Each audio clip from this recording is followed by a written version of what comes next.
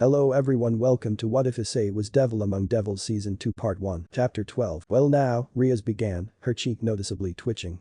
Would someone please explain to me why there are 3 fallen angels sitting in our clubroom? Issei laughed nervously when everyone turned to stare at him, as though it were his fault. Damn you, Azazel. The damnable governor had sent him a cheeky message along with his new charges, stating there's no safer place than in your custody, after all. XD. Emoticon included. We've been placed under Issei-sama's protective custody, Calorina replied smoothly. Rias raised an eyebrow at her newfound respect but didn't comment on it. Each of us has taken on a binding contract, Yuma continued. While we are in his custody we must follow Ice-kun's every order. And if we don't, Middle pointed at a black leather collar around her neck. A glance showed Yuma and Calorina sporting similar collars. Issei-sama just has to say the word and these things will take our heads off in a gory explosion. And you simply chose to leave yourselves at the mercy of a devil? Rias asked. They seemed to hesitate for a moment. It was either that or be imprisoned, Calorina said after a while. Our comrade, Donasi, chose that option. Raynor chose to return here. Middleton I simply followed her. Is that so? I assure you, we'll be causing no trouble here, the woman continued. Our orders are to lay low and do as Issei-sama says. Rias was silent for a while before speaking up. Very well, she conceded. But be aware that we'll be watching you closely. May I ask for your names? You'd be a fool not to, Calorina nodded. And my name is Calorina. I've been placed here as a world history teacher. I am also Issei-sama's new homeroom teacher. Middled, the blonde angel said, examining her nails in a bored manner. I'll be a first year here. She's in our class, Morgiana spoke up. Kaneko nodded in confirmation. My true name is Raynor, the black-haired angel introduced herself. But I'm going by Amano Yuma for the time being. Ano? Chiho stuttered. Are you really Issei-sen's girlfriend? Yuma smirked as she held Issei's hand. Why, yes, I am. Issei felt a chill ride up his spine as his female servants turned to glare at him. Meanwhile, Chiho seemed to deflate. Oh. Alright, you may be the official girlfriend, Tamamo conceded. But I'd say you're still dead last at the moment. Eh? Chiho seemed confused, but Yuma simply scowled. What do you mean, Tamamo-san? The fox girl grinned mischievously. Why, master is a hot-blooded male, after all. She giggled. And we, his beautiful and ever so willing servants have been with him for a very long time. Devils aren't exactly known for celibacy or monogamy, girl, Yuma scowled. So all of them? At least once, Issei admitted sheepishly as Chiho seemed to hyperventilate. With Morgiana being the exception. Actually, Tamamo said with a sly grin. Morgiana went red, making Issei's heart quicken. It was right after you went out drinking with Azazel. Mordred seemed to enjoy seeing the look on her master's face. In New Orleans, Mardi Gras, remember? Don't worry, she didn't mind. Judging by the sounds we heard, anyway. Man, that was wild. Issei slowly curled into a fetal position, his face pale. I really am a siskin, he whispered as he rocked himself back and forth. Yuma let out a sigh. I understand that I won't be the only girl in your life, she said softly, returning Issei's attention back to her. Just don't forget about me, okay? He smiled at her, slinging an arm around her shoulders and hugging her to his side. After everything you put me through, woman. Issei said teasingly as her face broke into a blush. Not a chance. I don't believe it, Chiho muttered. Issei-san has a harem. It's actually quite common, Chiho, Rias nodded. Ever since the evil P system was put into place, it's become common for high-class devils to be intimate with their servants. Wait, the brown-haired girl blushed. Does that mean that you and Kiba-san? Udo? Rias raised an eyebrow. No. He's too virtuous for that. But Akeno and I have experimented more than once. Ara, Akeno said, placing her hands on her cheeks. But you're making me blush. But you and Akeno-san, Chiho stammered, her face completely red. But you, are you sure that we didn't? Yes, I'm sure, Rias giggled at her. The brown-haired girl sighed in relief. Then I still have a chance, she muttered. I might have to settle for concubine though my youth romantic comedy is wrong, as I expected. Did you say something? Nothing. Anyway, Rias began in an amused tone. I think I know someone who will be very happy about all this. Just then, the door opened and a familiar blonde-haired girl stepped through. I'm so sorry, but you-san. She cried. I got lost on my way here and Asia froze as her eyes landed on Yuma who waved at her sheepishly. Hi, Asia oof. Yuma-san. The nun cried, latching onto her friend. I missed you so much. It's only been a day, Asia, the black-haired girl smiled, rubbing the blonde's back. But I'm happy to see you, too. Are you here to stay? Asia asked hopefully. Yuma patted her head. I am, she nodded. Asia will be attending here as a second year starting Monday, Rias began.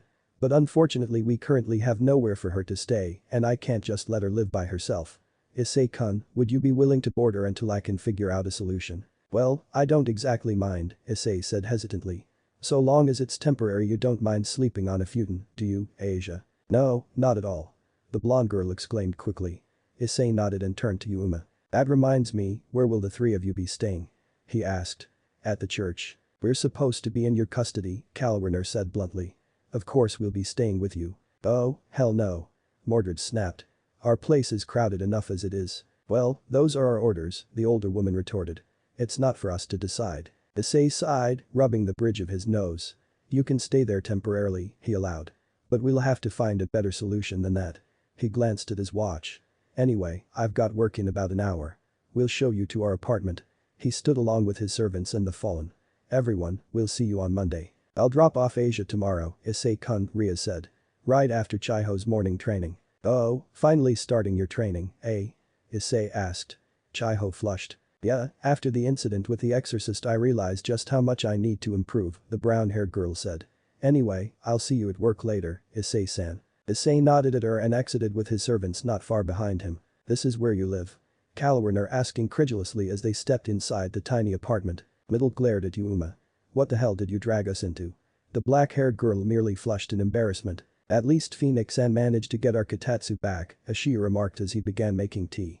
Issei twitched at the reminder of what had been dubbed the cardboard box incident. That reminds me, how are things going concerning our financial status? He asked the black-haired ninja. Well, we're not in debt anymore, Suzuki offered. Issei sighed. I suppose that's better than nothing, he muttered as he plopped down at the Katatsu. He looked up at the fallen angels who were shuffling about awkwardly. Well, regretting your decision. A bit, Middle muttered. Kalwerner was silent. I wanted to ask you something, she said after a while. When Azazel-sama asked the four of us what we wanted to do Donosik, he seemed terrified of you. Why is that? Issei sighed, pinching the bridge of his nose for a moment. That's a bit of a story, actually, he said, glancing at his watch. One I don't really have time to tell. I've got work right now. Will you tell us when you get back? Yuma asked. Issei nodded. I suppose you of all people deserve to know, Yuma, he said. Ashia, Tamamo, hold down the fort until I return. Understood. They replied as he made his way out the door. Thanks for your work, Haidu, the manager called out. We'll take it from here. You can head home now. Thanks, boss, Issei called back. He waved goodbye to Chiho, who still had another hour to go before her shift was over. See you, Chiho. Bye, Issei-san. The brown-haired boy made his way out of the restaurant, his expression changing the moment he crossed the threshold. He had felt someone watching him as he worked, but unlike Yuma, this person made sure to carefully conceal their presence. He made his way to a secluded alleyway and called out. I know you're there, he said sternly. Come out. I'm surprised you noticed me, a feminine voice remarked. His eyes widened and he nearly groaned. He certainly recognized that voice. I was sure I hid myself. You did, Issei said begrudgingly as a tall girl stepped forward. It was more of an intuitive feeling than anything else. He let out a sigh. I see you found me yet again, Emilia. It is my duty to keep watch on you, Mau, the girl retorted coolly. And my name is Yusaimi in this country. Remember it. Though she looked different from the last time he saw her, it was indeed Emilia Justina, his self-proclaimed arch-nemesis. Her one silver hair was now a deep fuchsia color that reached her waist, and a single braid hung from the right side of her face. Her eyes remained the same greenish gold that he remembered, however, and were currently narrowed as she glared at him. Her outfit consisted of a gray vest over a white dress shirt with a violet bow tie around her collar.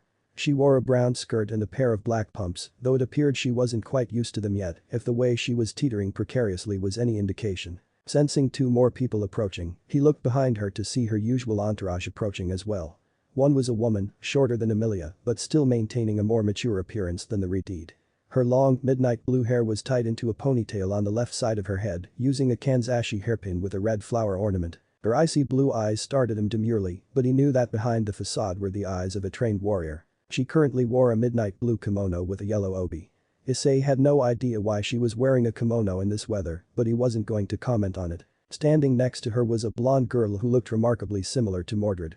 Though considering the fact that Mordred was a homunculus clone of this girl, it wasn't very surprising. Unlike Mordred, who kept her hair in a messy ponytail, this girl kept her hair in a neat bun. And while Mordred's bright green eyes were fierce and challenging, this girl's eyes were calm and stern. Her outfit consisted of a white long-sleeved blouse tucked into a long blue skirt. A blue ribbon was tied around her collar, and black leggings covered her legs, leaving no skin exposed. On her feet was a pair of nondescript brown boots. Overall, despite their uncannily similar physical appearance, she looked like the complete and utter opposite of Mordred. Krestia, he greeted. Saber. I go by Suzuno here, the kimono-clad woman corrected. The blonde girl merely nodded at him in greeting. Issei looked back at Emi and sighed. His weary appearance melted as he pointed at her accusingly. We had to flee the country because of you. He growled. The Redeed flushed, whether in anger or embarrassment, he didn't know. Your stupid doll provoked me. Emi retorted angrily. So you destroyed the city, Issei demanded. She wouldn't hold still. That's no excuse. Suzuno and Saber glanced around, looking increasingly embarrassed as people passing by began to stare at their escalating argument. How long have you been stalking me now? Issei shouted. And you still blow my cover over the smallest of things. Stalking, Emi cried hysterically. I have not been stalking you. Oh, sorry, he deadpanned. You've just been following me everywhere I go. Usually without informing me. Shut up. Or what? He asked tauntingly. You'll pull your holy sword on me. Don't. I rather like living in the city. I don't need a holy sword to take you down. Emi growled, retrieving a small knife from her pocket. Issei paused for a moment. That knife, he muttered. I recognize it. It's from the 100 yen store. Emi flushed in embarrassment. A blade is still a blade. She said weakly. But regardless, it'll be a piece of cake to deal with a lowly burger flipping demon. Then come at me, 100 yen hero. With a shriek of rage, she did so. Back at the apartment, Issei suddenly sat up in alarm, his eyes wide. Oh, no. He cried, catching everyone's attention. He rushed towards the kitchen, where their dinner was boiling furiously, and turned off the stove. That was close, he sighed in relief. We can't afford to let any food go to waste. Cucumbers again, Tamamo muttered bitterly. By God, Middlet whined. Why did we come here again? I honestly think prison would have been better. Because Rainer wanted to be with her boyfriend, Calrainer quipped. So it's all her fault. Meanwhile, the black-haired angel bit her lip and glanced at the digital clock sitting on the kitchen counter. Ice-kun's awfully late, isn't he? So, why were you fighting back there? The police officer asked as he sat across from the four of them. I had to defeat him, Emi answered, pointing at Issei as he leaned back in his chair, a scowl etching his face. Defeat? The officer repeated. He heaved a sigh and turned to the Redeed. Alright, now listen. Regardless of what your boyfriend did, pulling a knife on him is going too far. My boyfriend? Emi repeated incredulously. Issei leaned towards her. He thinks it was a lover's quarrel, he whispered casually. The Redeed grit her teeth and stood. We are not in a relationship. She snapped, pointing her finger at Issei and accidentally poking him in the eye. Fucking hell. Listen, I know you're angry that your boyfriend cheated on you with these two, the officer began patiently, gesturing towards Suzuno and Saber. What? The kimono-clad woman demanded. I have had no such relations with this man. Saber nodded in agreement, her face flushed. Neither have I. Well, whatever it is that happened between you, the officer sighed. If you want to break up, you need to talk it through like adults. The poor fool truly had no idea of the impending explosion he was about to face. So just stay calm and talk about it, okay? He said with a bright smile. Maybe you can even get back together. Thanks for picking us up, Issei sighed as they stepped through the door. So this is the Devil's Palace? Suzuno questioned as she looked around. Great, these clowns have finally showed up, Mordred growled. She glared at the blonde girl in particular, who shuffled about awkwardly. For someone who's been stalking Master for so long, I'm surprised it took her this long to find us, Tamamo remarked. I have not been stalking him. Emi shouted. Tamamo ignored her and turned towards Morgiana. Nah, Mor-chan, she began. You've been with Master the longest.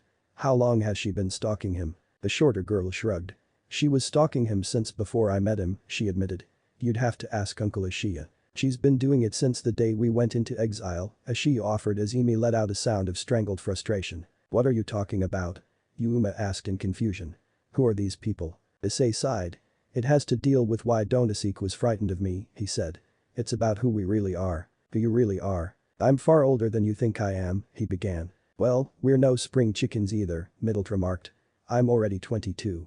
Rainer is close to 30 and Cal is nearly a century old by now. They're still children in most of our eyes, Tamamo said. Suzuki is the youngest of Master's servants and she's nearly 200 years old. Many of us here have very recognizable names, Issei continued. He gestured towards Mordred and Saber. This is Molly Knight. You may have heard of her under the name Mordred Pendragon. He said as the blonde merely smirked at their stunned expressions. And this is Arturia Pendragon, better known as King Arthur. I gave up that name when I lost my kingdom, the other blonde said sternly. I am Saber now. Nothing more, nothing less. Wait, didn't Mordred and Arthur hate each other? Middlet asked in confusion. And they're just sitting here together? Not only that, weren't they both men? Mordred scoffed, catching Saber's attention. Mordred. Save it, the younger girl said bitterly. Saber could only look at her helplessly. And this is Morgiana, Issei continued, breaking the awkward silence that had descended on them. A well-known figure in the Middle East. You may have heard of her from the tale of Alibaba and the 40 Thieves. He gestured towards Tamamo.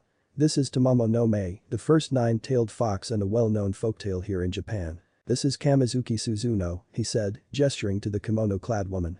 Better known as Crestia Bell. I've heard of her, Kalwarner said, glancing at the woman warily. Isn't she supposed to be one of the church's strongest exorcists? Indeed, Suzuno intoned but didn't comment further. And you're just sitting here with a bunch of devils and fallen angels. Middle raised an eyebrow. My only concern at this point is assisting Imi Dono in keeping watch on Issei Dono, the exorcist said. And why is one of the church's strongest exorcists watching you, Ice-kun? Yuma asked, staring at him intently. Who are you exactly? I'm getting there, he sighed. He gestured towards Imi. My name is Emilia Justina, she said simply. The three fallen angels' jaws nearly dropped. The Emilia Justina. Kalwarner stammered. The first exorcist. Isn't she supposed to be middled was cut off as 8 pure white wings erupted from Imi's back. Half angel? The Redeed questioned as her wings retracted. Yes. I am. I don't believe it, Yuma whispered. The daughter of Michael. And she's been stalking you? I have not been stalking him. Who are you? Kalwarner demanded. Issei ignored her in favor of introducing his final servant. This is Shiro Uchiha, he said as the white-haired man bowed politely. You should know him well, for he was once one of your own. His true name is Alciel. Silence descended upon them. I'm sorry, Middle said as she began cleaning her ear. Did you just say Alciel? As in the Alciel, one of the great angel generals that followed Lucifer when he descended into hell. The very same, Issei nodded. But that's not possible. Kalwarner shouted, leaping to her feet. Alciel only served the demon king. Only Satan has the power to command him. Who are you? It's simple, Issei said as Tamamo and Uchiha began crafting a nullification barrier around their apartment. My name is Satan. Nice to meet you. They didn't even have the chance to reply before an overwhelming presence flooded their senses. The last thing any of them saw was a pair of ram-like horns and cloven hooves before they blacked out. Uma groaned as she blinked her eyes open. The sounds of an argument drew her attention, and she turned to see Issei arguing with that Emi woman. They weren't ready for that. The Redeed snapped. They wouldn't have believed me otherwise. He retorted. He glanced to his right and saw Yuma waking up. Ah, Yuma. He rushed over to her. Are you okay? The black-haired girl merely stared at him in mute shock for several moments. An understandable reaction. It wasn't every day you found out your boyfriend was one of the most powerful beings in the universe. Yuma. Why you're the girl stuttered. Behind her, Kalwarner and Middle were beginning to stir. I'm Satan, yes, he said this as though he were talking about the weather. But I thought Satan was dead. Yuma squeaked. Most of the world believes that to be true, Issei nodded. I went into hiding after the death of God because I'd been severely weakened. There was silence for several moments. Issei-sama, Uchiha said. I do not believe they were aware of God's death. Eh? Issei blinked and turned to see the three fallen angels looking faint once again. Surprise. Thud. So you've been in hiding because you want to maintain peace? Yuma asked for clarification. After the three woke up they'd finally managed to get through their explanation without any further interruptions. Issei nodded. Indeed. While the current ceasefire is tentative at best, it's still better than all-out war. I still can't believe it, Kalwarner muttered. God is dead. As dead as he can be, Issei nodded. They looked at him in confusion. True, his physical existence has perished and he can no longer interfere with the world, but he lives on in spirit. So long as his followers have faith, he will live on within their hearts. But still, Middle said, her voice unsure. To think he was even capable of dying, it would destroy nations and cause entire systems of thinking to collapse. Or would run rampant, Issei nodded. In both the human world and the supernatural world. Which is exactly why heaven is keeping his death a secret. So if God is dead, who leads heaven? Yuma asked curiously. The Archangel Michael, Emi replied. My father. Azazel was disappointed, Issei remarked. Ever since he became the center of heaven, he hasn't really had time to hang out with us. Excuse me? Yuma asked in shock. Oh, yeah, Tamamo said offhandedly. Those three actually get along pretty well. Remember the last time they went drinking together? Issei winced. Ah, yes, he muttered. Michael can't really hold his liquor. If I remember correctly, he ended up streaking through half of Manhattan before you managed to subdue him. Uchiha remarked. Yes, I apologize for my father's behavior, Emi bowed. It was unacceptable. I'd rather deal with Michael's streaking than your destruction any day, Issei mumbled. A vein popped up on Emi's forehead. Well, I don't exactly enjoy your company either, Mau. She snapped. The Ridi jumped to her feet. Saber, Suzuno, we're leaving. Remember, Mau. Your head belongs to me. So make sure some no-name loser doesn't take it before I do. With a mighty hum she turned and walked out the door. Saber bowed to them. I apologize for her behavior, she said. It was unacceptable. Saber, whose side are you on? The blonde ignored her and bowed to them again. Goodbye. With that the three girls took their leave. Mordred glanced at her nails in a bored manner. 3. Do Tamamo sighed. 1. Morgiana said quietly. They were rewarded by the sounds of someone falling down the stairs, followed by a series of muffled curses. A knock at the door prompted Issei to answer. The door was opened, revealing Saber standing before them with an embarrassed look on her face. Can we stay here for the night? Told you, Chachizero's voice could be heard in the background. She's a fucking klutz. Issei sighed. It was going to be a long and uncomfortable night. Chapter 13. He had been correct in assuming that the night would be very uncomfortable. With their numbers suddenly doubled in a single night, they hadn't had enough futons for everyone. This left them to either share or sleep on the floor. The Mamo had given hers to the fallen angels and immediately volunteered to share with him, which was rejected as Emi demanded he relinquish his futon to her. He'd agreed, of course, as he didn't look forward to being killed as he slept. People die if they are killed, after all. This had forced the fox girl to share with an irritated Mordred, as Morgiana had volunteered to share with Suzuki. Issei had likewise been kicked out of his futon by Suzuno, who shared with Saber. Thankfully for Issei, Tamamo insisted that he not sleep on the floor and so he spent the night snuggled in between the fox and the blonde knight. Issei, however, had been banished to sleep in the bathtub. Issei had also been correct in assuming the night would be long, as he spent the majority of it trading barbs with an irate Emi. Their whispered arguments had kept the others awake, leaving all of them in a rather bad mood. Except Suzuno. But considering how loudly she snored, Issei figured she could sleep through an earthquake, thunderstorm and fire. Simultaneously. But then, as though rewarding them for enduring such intense hardship, the Holy Grail appeared before them. Or rather, a pot of Yuden had. It seems that Suzuno had brought an entire rucksack of the glorious stuff with her. Issei wasn't sure why, but he wasn't going to complain. Tamamo had spent 10 minutes thanking whatever deity would listen. Not even the burning headache she received for her trouble was able to extinguish her exuberance. Issei himself had been tempted to kiss the kimono-clad woman, but refrained as he didn't wish to be mauled by nearly every female in the room. But he doubted even that could ruin his good mood today. Honestly, how can the king of demons act so undignified by being offered cheap noodles? Emi sniffed. His eye twitched. If there was one thing that could, however, it was her. He was about to retort when a knock on the door drew his attention. Sighing slightly, he rose from his seat and answered it. Hello, Issei-san. Asia squeaked as she bowed from the other side. The brown-haired boy blinked for several moments before face-palming. He'd forgotten that Asia would be staying here as well. It seems that Issei would be sleeping in the bathtub for a while longer. Issei made a mental note to try being nicer to the poor man. The things he had to go through. Issei truly was his most loyal servant. Issei-kun, are you okay? Riaz, who was sporting a red tracksuit, questioned. Issei wiped the tears from his face and nodded. Yeah, he sniffed. He looked behind them and saw an exhausted Chiho teetering precariously on her feet wearing a pink tracksuit. Would you like to come in? We're about to have breakfast. Riaz winced. It's not cucumbers, Issei assured her.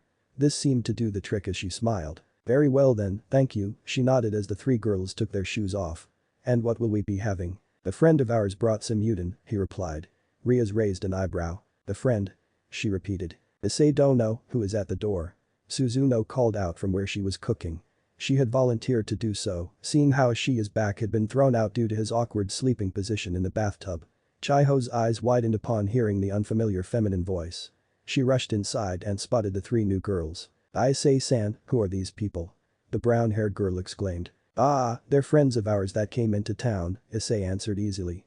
They don't have a place to stay so we're letting them stay here until they can get a place of their own. I'm not your fry. Emi was cut off as Saber placed a hand over her mouth. Yes, Issei-san was very kind in allowing us to stay here, the blonde nodded. I see, Ria said, raising an eyebrow. And may I ask your names? Yusa Emi. Hamazuki Suzuno. Sadie Knight, Saber bowed politely. I am Molly's sister. And may I ask what your true name is?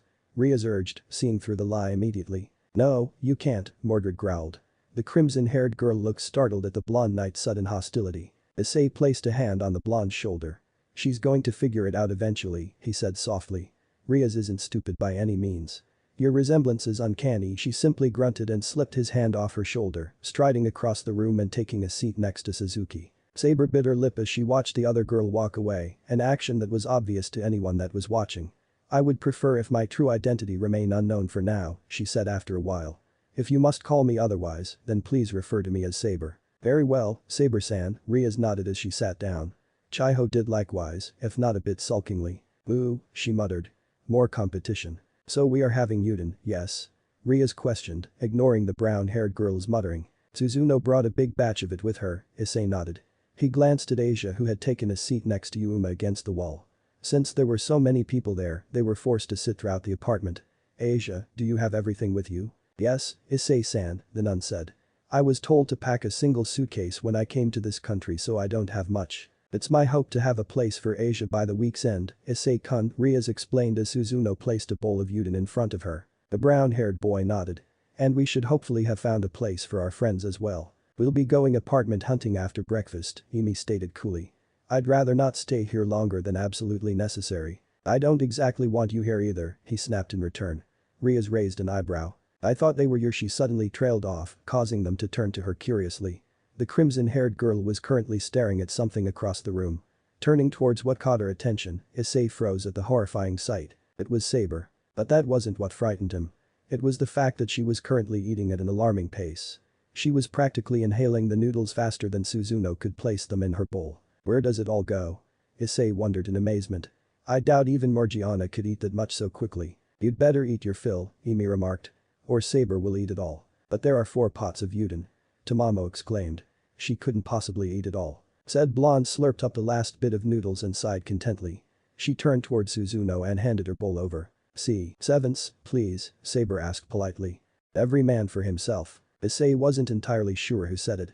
It had most likely been Chachizero, but he was too busy rushing towards the Yuden to really care at this point. Wait.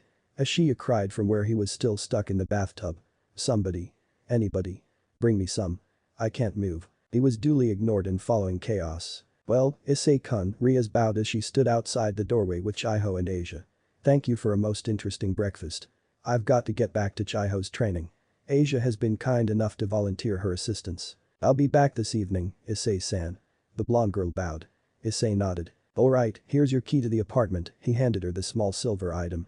Don't lose it. I won't, promise. Asia said as she followed Rias and Chiho down the corridor. Well, we'd better get to work as well, Tamamo exclaimed as she stood with Yuma and middled. Oh, all of you? Issei questioned. The fox girl nodded. Yup, we need all the help we can get if we want a better living style, she explained. And considering the type of clothes Middle-chan here likes to wear, I figured she'd enjoy working at the cafe. And I'm being dragged along for the ride, Yuma muttered as Tamamo suddenly reached down and pulled a surprised Mordred to her feet. Boy, what the hell? You're coming too, Mordred-chan. The fox said mischievously. It's high time you stopped freeloading here. I'm not freeloading. The blonde snapped, but it was no use as she was already being dragged out of the apartment. We'll be back later, Ice-kun, Yuma called back as she and Middle followed after the struggling blonde knight. I'll be heading out too, Suzuki said, stepping out of the bathroom. She and the other girls had dragged Ashiya out after breakfast as they needed to get changed. She had been in the restroom for this very reason. She currently wore a more normal outfit than what she usually wore. The black-haired girl had let her hair down, with it now falling to her lower back in waves. She wore a white tank top with dark blue trim and had a navy blue jacket with false fur lining the hood thrown it. She was now also sporting a pair of blue jean shorts and a pair of thigh-high brown boots. I was asked by a director about doing some modeling work, Suzuki explained. Modeling? Issei asked in surprise. You? Her eyes narrowed. You think I can't do it? She demanded. Oh, no. Issei said quickly, raising his hands in surrender. I was just surprised is all. You've never really expressed an interest in anything like this before. Well, you have to do what you have to do, she shrugged as she slipped past him.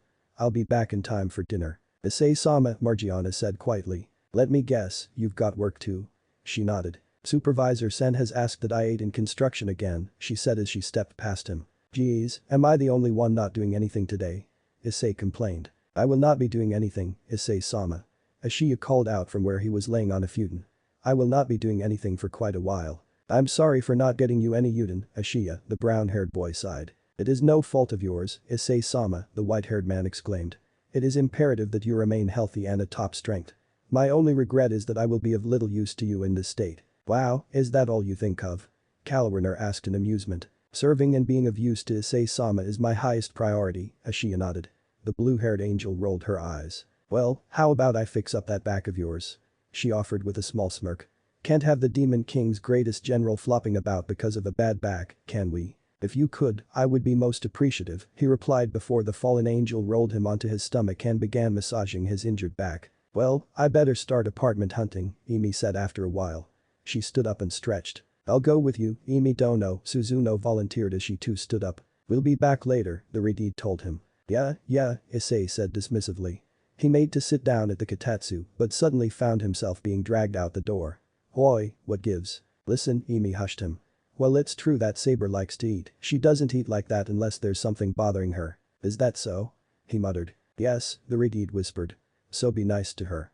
If I find out that you've hurt her in some callous, idiotic way, she made a scissor-like motion with her fingers and gestured towards a certain part of his anatomy that made him flinch. With rusty ones. She finished with a growl. Yeah, he scowled. Emi Dono, Suzuno called. Emi nodded. Remember, be nice. And with that, the two took off. Issei heaved a sigh before re-entering the room. It was now significantly emptier. Ashiya and Calwin are both busy in their corner and Saber sat leaning against the wall, staring out the window. Let's see now, should he ask her what's wrong? Or would that classify as callous and idiotic? Perhaps a more delicate approach. Excuse me, Issei-sama. Oh. It seems that she would be making the first move. He hummed questioningly. Need something. The blonde girl hesitated for several moments. Issei watched her posture carefully. Her entire body seemed to radiate stiffness, and her seiza position certainly wasn't doing her any favors. Issei watched as the former king seemed to struggle in continuing her train of thought. Saber? He began. Relax. Go ahead and ask, we're all friends here. Or, well, you know what I mean. The blonde smiled slightly before slowly relaxing her posture. Yes, thank you. Let me guess, Issei offered. It involves a certain violent blonde. Saber nodded, smiling wanly. Indeed it does, she said. I should have known it would not escape your notice. Well, you two weren't exactly being subtle about your issues, he chuckled as she flushed in embarrassment. It was truly surprising how easily flustered she was. I wished to reconcile with her, Saber admitted. But I don't know how to go about doing such. Well, have you tried talking with her? He offered. I have, the blonde nodded. But she just ends up getting angry with me. Perhaps it's best to stay away from that topic, he suggested. For now, at least. Try and find common ground with her first. Let her become comfortable with you and let your relationship progress from there. You're asking me to start over? The former king questioned. Saber Issei said delicately. I don't really think you ever started to begin with. This statement seemed to startle the blonde. She took a moment to go over his words and frowned as she found the truth in them. And Mordred wasn't the only one she had kept at arm's length. She distanced herself from everyone the moment she pulled Caliburn from the stone. You're right, Saber said quietly. I've never tried to understand her before. Or anyone for that matter. But it's not too late to start, Issei smiled. Saber was silent for several moments before returning it. Yes, I'd like that, she nodded. The blonde girl bowed lowly to him. Thank you, Issei-sama. Of course, he chuckled. And you can drop the sama. That would be inappropriate of me, Saber denied him. But Issei-sama. May I ask for your assistance once more? Oh? He questioned. What now? Well, I wish to understand Mordred better, she began. I do not know what interests her. Issei hummed. Well, she likes to fight, but I doubt you want to fight her. Indeed, Saber nodded solemnly. I think that fighting each other, even simple sparring, would bring up bad memories. For the both of us. Well, he smirked. I think I have an idea. But you're going to have to get changed first. Change? The blonde asked in confusion. Is what I am wearing not practical? Issei shook his head. Not for what I have in mind. Would you be comfortable riding a horse in that? Saber glanced down at her attire and frowned. No, she admitted. But this is the only outfit I currently possess. Well, I'm sure some of Mordred's clothes will fit you. I'd prefer not to wear her clothing, Saber said quietly. I don't wish to upset her any more than necessary. I see, Issei frowned. Well, I'm sure Tamama won't mind if I let you borrow some of her clothes. He began rummaging through one of their suitcases. He spent a while sorting through some of the more racy outfits before finding something more appropriate. He tossed the clothes towards the blonde. They might be a little big for you though. She caught them and nodded at him gratefully before entering the bathroom to change. I gather that you're taking Saber-sen out. Ashiya questioned from where Calwarner was still massaging his back. Yeah, Issei nodded. We should be back around late afternoon. Dinner at the latest. Very well, the white-haired man nodded. But Issei-sama, I must implore you. Please do not spend too much on your outing. Relax, Ashiya, Issei waved him off.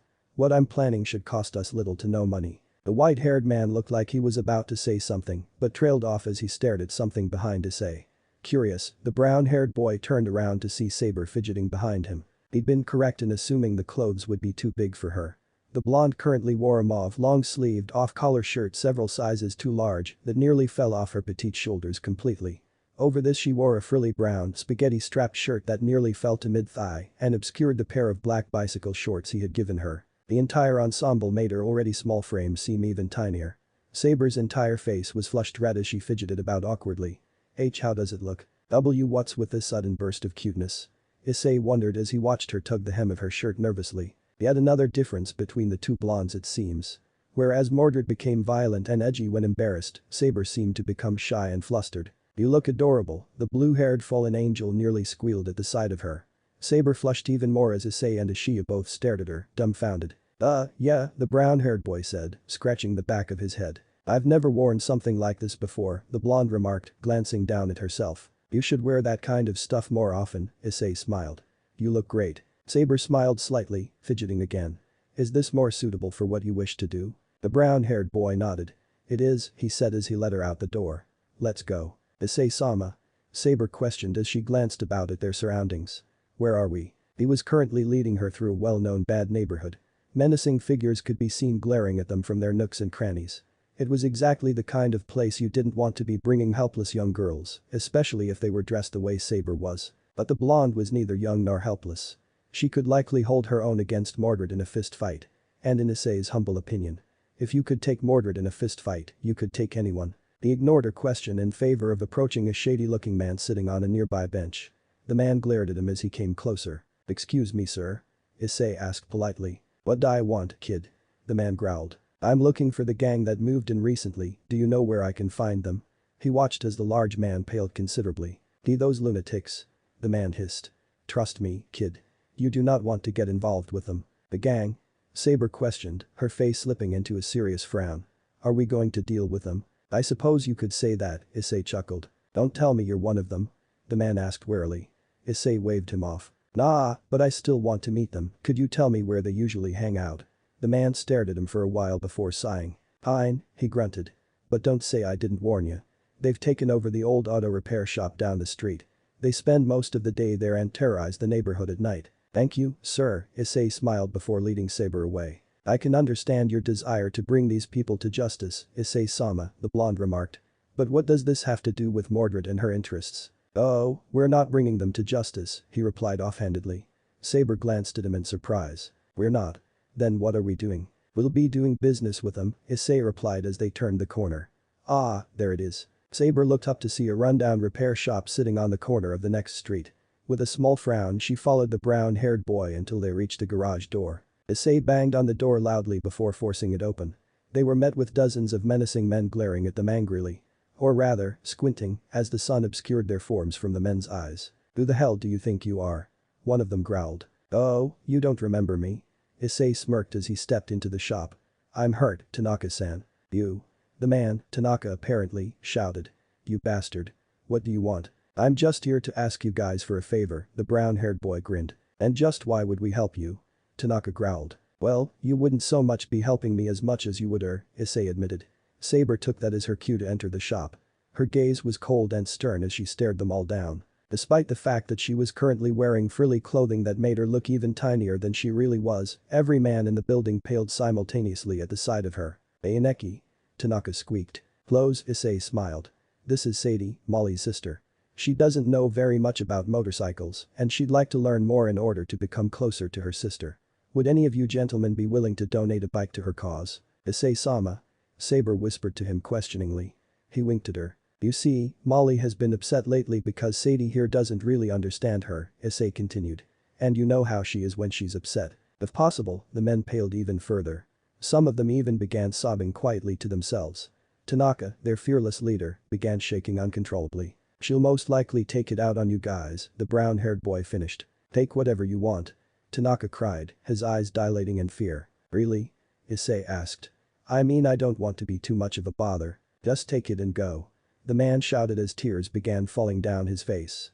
He quickly ran out the room in tears, his gangmates following him in similar states of distress. Issei shrugged. You heard the man, he nodded at Saber. The blonde merely stared at him in shock for several moments before shaking her head. Isn't this illegal? Saber asked. Hey, he said we could have it, Issei retorted. Still. Do you not want to share in Mordred's hobbies? The blonde was silent for several moments. I've never ridden one before, she admitted after a while.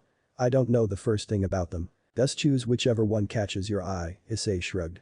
Saber frowned and began looking over the various motorcycles lining the garage.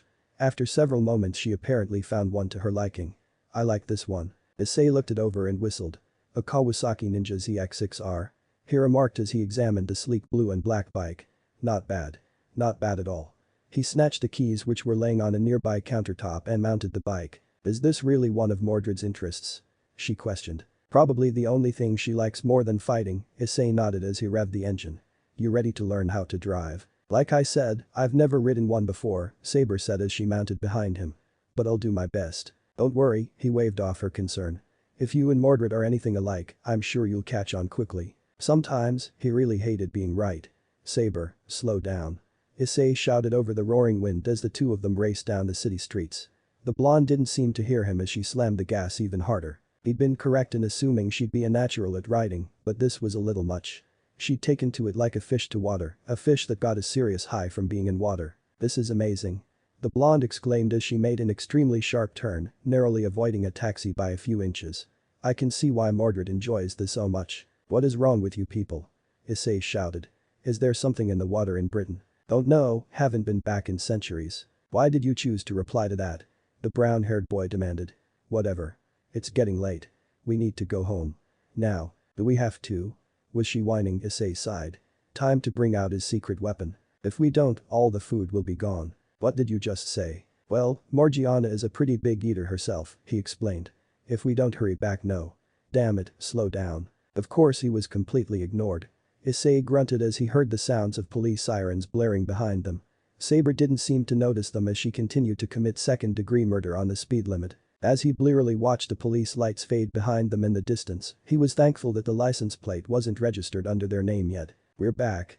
Issei called out wearily as he stepped into the apartment. Welcome back, master, a chorus of voices returned.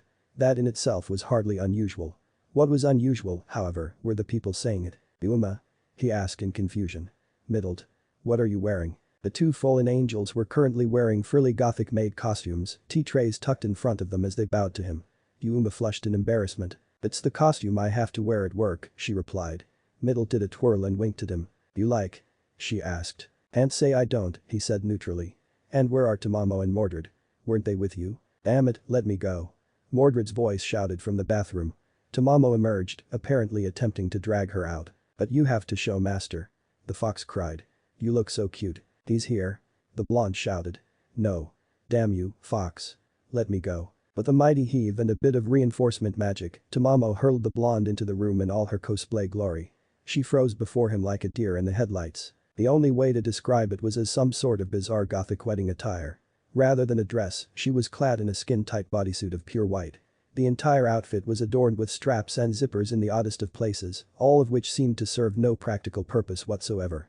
Covering her hair was a frilly white wedding veil, and on her hands were a pair of frilly white gloves. Trailing from her waist was the train of a wedding dress, its edges burned off, giving it a tattered appearance. The blonde girl looked up at him as he stood staring at her in mute shock.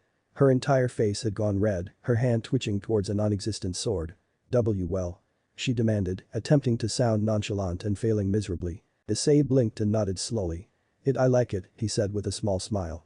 Tamamo is right. You look cute. Doesn't she? The fox squealed. She then spotted Saber standing behind him. Ara. Aren't those my clothes? Yes, I apologize for using them without your permission, Saber bowed to her. Issei-sama insisted that I wear something else for the day. I'll return them immediately. No, it's fine, Tamamo grinned. I think it suits you more than it suits me. You look almost as adorable as Mordred-chan. The girl in question scowled slightly at Saber. And what were you doing today? I was riding my new motorcycle, she replied carefully. Mordred blinked in surprise. You were? She asked. I found it thoroughly enjoyable, Saber smiled. Perhaps we can race sometime. The other blonde blinked once again before a smirk overtook her face. Oh, you think you can take me in a race? She asked challengingly, crossing her arms. What are you riding? The Kawasaki Ninja, Saber said, remembering Issei mentioned the name earlier. A ninja? Mordred grinned. Not bad. Can't stand up to my Hayabusa, though. Issei smiled slightly as he watched the two go at it. He plopped himself down next to Emi as she sipped her tea. Not bad, Mao. She smirked. Guess you're not such an idiot after all. Thanks, he growled. Did you manage to get an apartment? I want you out of here ASAP. Of course I managed to get an apartment, the redhead said haughtily. I don't want to stay in this dump any longer than necessary. It's not much of an improvement, however, Suzuno interrupted, handing Issei a cup of tea. Considering that we're moving in next door. Suzuno. He would have found out sooner or later, Emi Dono, the kimono-clad woman said calmly. Why you'll be what? Issei whispered. Emi glared at him. Our duty is to keep watch on you, Mao, she said in an attempt to save face. We need to be close by should you attempt anything. So he would practically be living with her for the foreseeable future. Well, that completely ruined his day. What else could possibly go wrong? Issei bemoaned. Dinner's ready. Ashiya exclaimed, placing it on the table. Cucumbers a la honey. You know, he really hated his life sometimes. Chapter 14. Ashiya took a deep breath, adrenaline pumping throughout his body as he finally prepared to face what he'd been trying to ignore ever since Kalawrna first moved in. He felt a small surge of electricity flow through him and his mind grew muddied at the mere thought of the gorgeous woman. He tried being subtle about it, but the woman just didn't seem to notice his feelings. The white-haired man licked his lips in anticipation and steeled his nerves. It was time. He quickly grabbed his trusty sponge and began furiously scrubbing the accursed stain. Honestly, how did she not notice it? It was her favorite jacket and yet she walked around with an enormous stain on it.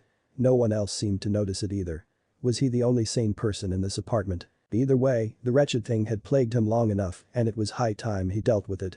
Ashiya gripped the sponge until his knuckles were white, furiously doing his best to erase the smear that had tarnished the blue-haired angel's garment. Slowly, but surely, he could see the stain growing lighter and lighter with each successive sweep of his arm until the original violet color was finally unmarred. You put up a good fight, the white-haired man spat before cackling evilly. But there was never any chance I was going to allow you to survive. There's something wrong with you, Chachizero remarked from her position on the kitchen counter. Freak. Ashiya ignored her, instead moving towards the window to hang the jacket outside on an overhanging clothesline. After making sure the garment was secure, he turned to its owner. It should be dry by the time school ends, he told her. Kalawrna nodded at him in gratitude. Thanks, she said. Sorry you had to do it, though. It's of no consequence, Ashiya nodded. I've been doing such for centuries now. Though I hate to insult him, even I have to admit that Issei-sama is completely hopeless at any kind of housework. Speaking of our resident Mao, Middle spoke up. Where is he, anyway? The three fallen angels had recently moved into a neighboring room with Asia volunteering to stay with them as well, though they still spent much of their time in Issei's room with everyone else. Emi and friends showed up early this morning, banging on the door and causing a general ruckus, Suzuki explained lazily. Eventually she ended up dragging him out the door. Haven't seen them since. And you didn't do anything? Yuma asked, raising an eyebrow. It was 5 in the morning, Tamamo huffed defensively. Besides, Mordred shrugged. I'm sure he's fine. Would you put that damn knife away? Issei growled as he reluctantly led Emi and her group through the school corridors. Why are we here anyway? If we want to get into the academy we need you to introduce us to the dean, Emi replied as she stowed her 100-yen weapon inside her pocket. And why can't you just hypnotize him? He demanded. The redhead sent him a glare. You're asking me to lie and cheat my way in? She retorted. Have you forgotten who I am? Yeah, whatever, Issei waved her off. This establishment is quite impressive, Suzuno remarked as she admired the immaculate school grounds. Yes, tuition is quite expensive, he said absent-mindedly. The school was silent. The only students here were in the various athletic clubs and they were all out on the grounds practicing. Definitely out of your price range, Emi remarked. Issei was about to retort but was cut off. Ho-ho. A voice called out. The group of 4 turned to see an elderly man approaching them from behind. Binhanu, Issei greeted with a polite bow. Emi and her compatriots likewise bowed. Strangely, the dean kept moving, almost as though trying to get into position for something. We were just looking for you. Fufu, why hello, Haidu-kun. The dean said, bowing surprisingly low from his new position behind Emi. He smiled merrily, thrusting his finger upwards like a Super Sentai Ranger. And what can I do for you? Well, someone was certainly excited. Or perhaps this was simply his personality. This was the first time Issei had met the dean personally since enrolling in the school. Well, these 2 here would like to enroll, Issei said somewhat awkwardly, as the old man was still standing behind Emi. Oh. The principal bowed again for some reason. I see. He bowed again. We were wondering about scholarship options. Oh. Of course. Oh. The dean kept bending over as his eyes constantly focused at a particular spot, not even look at him as he spoke. It wasn't hard to figure out he was pretending to stretch while peeking under Emi's skirt.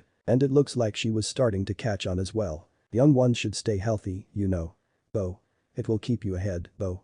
In life. Bo. Bo. Did he say that to justify his bowing as a stretching exercise? It wasn't even related to the conversation they were having. Yes. Issei nodded, glancing to the side to see Imi's fuming face. Thank you for the advice.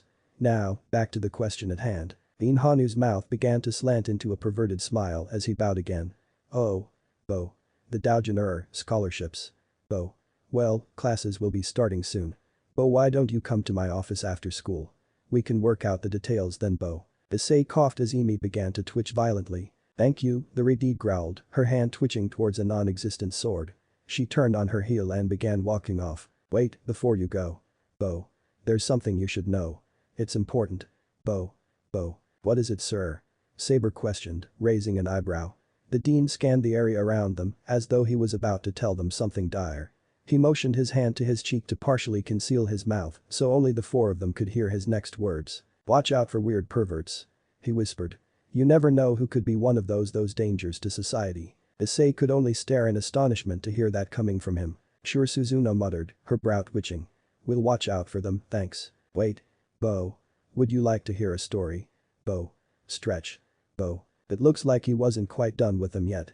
The look on Imi's face was amusing though. Sure, Issei grinned.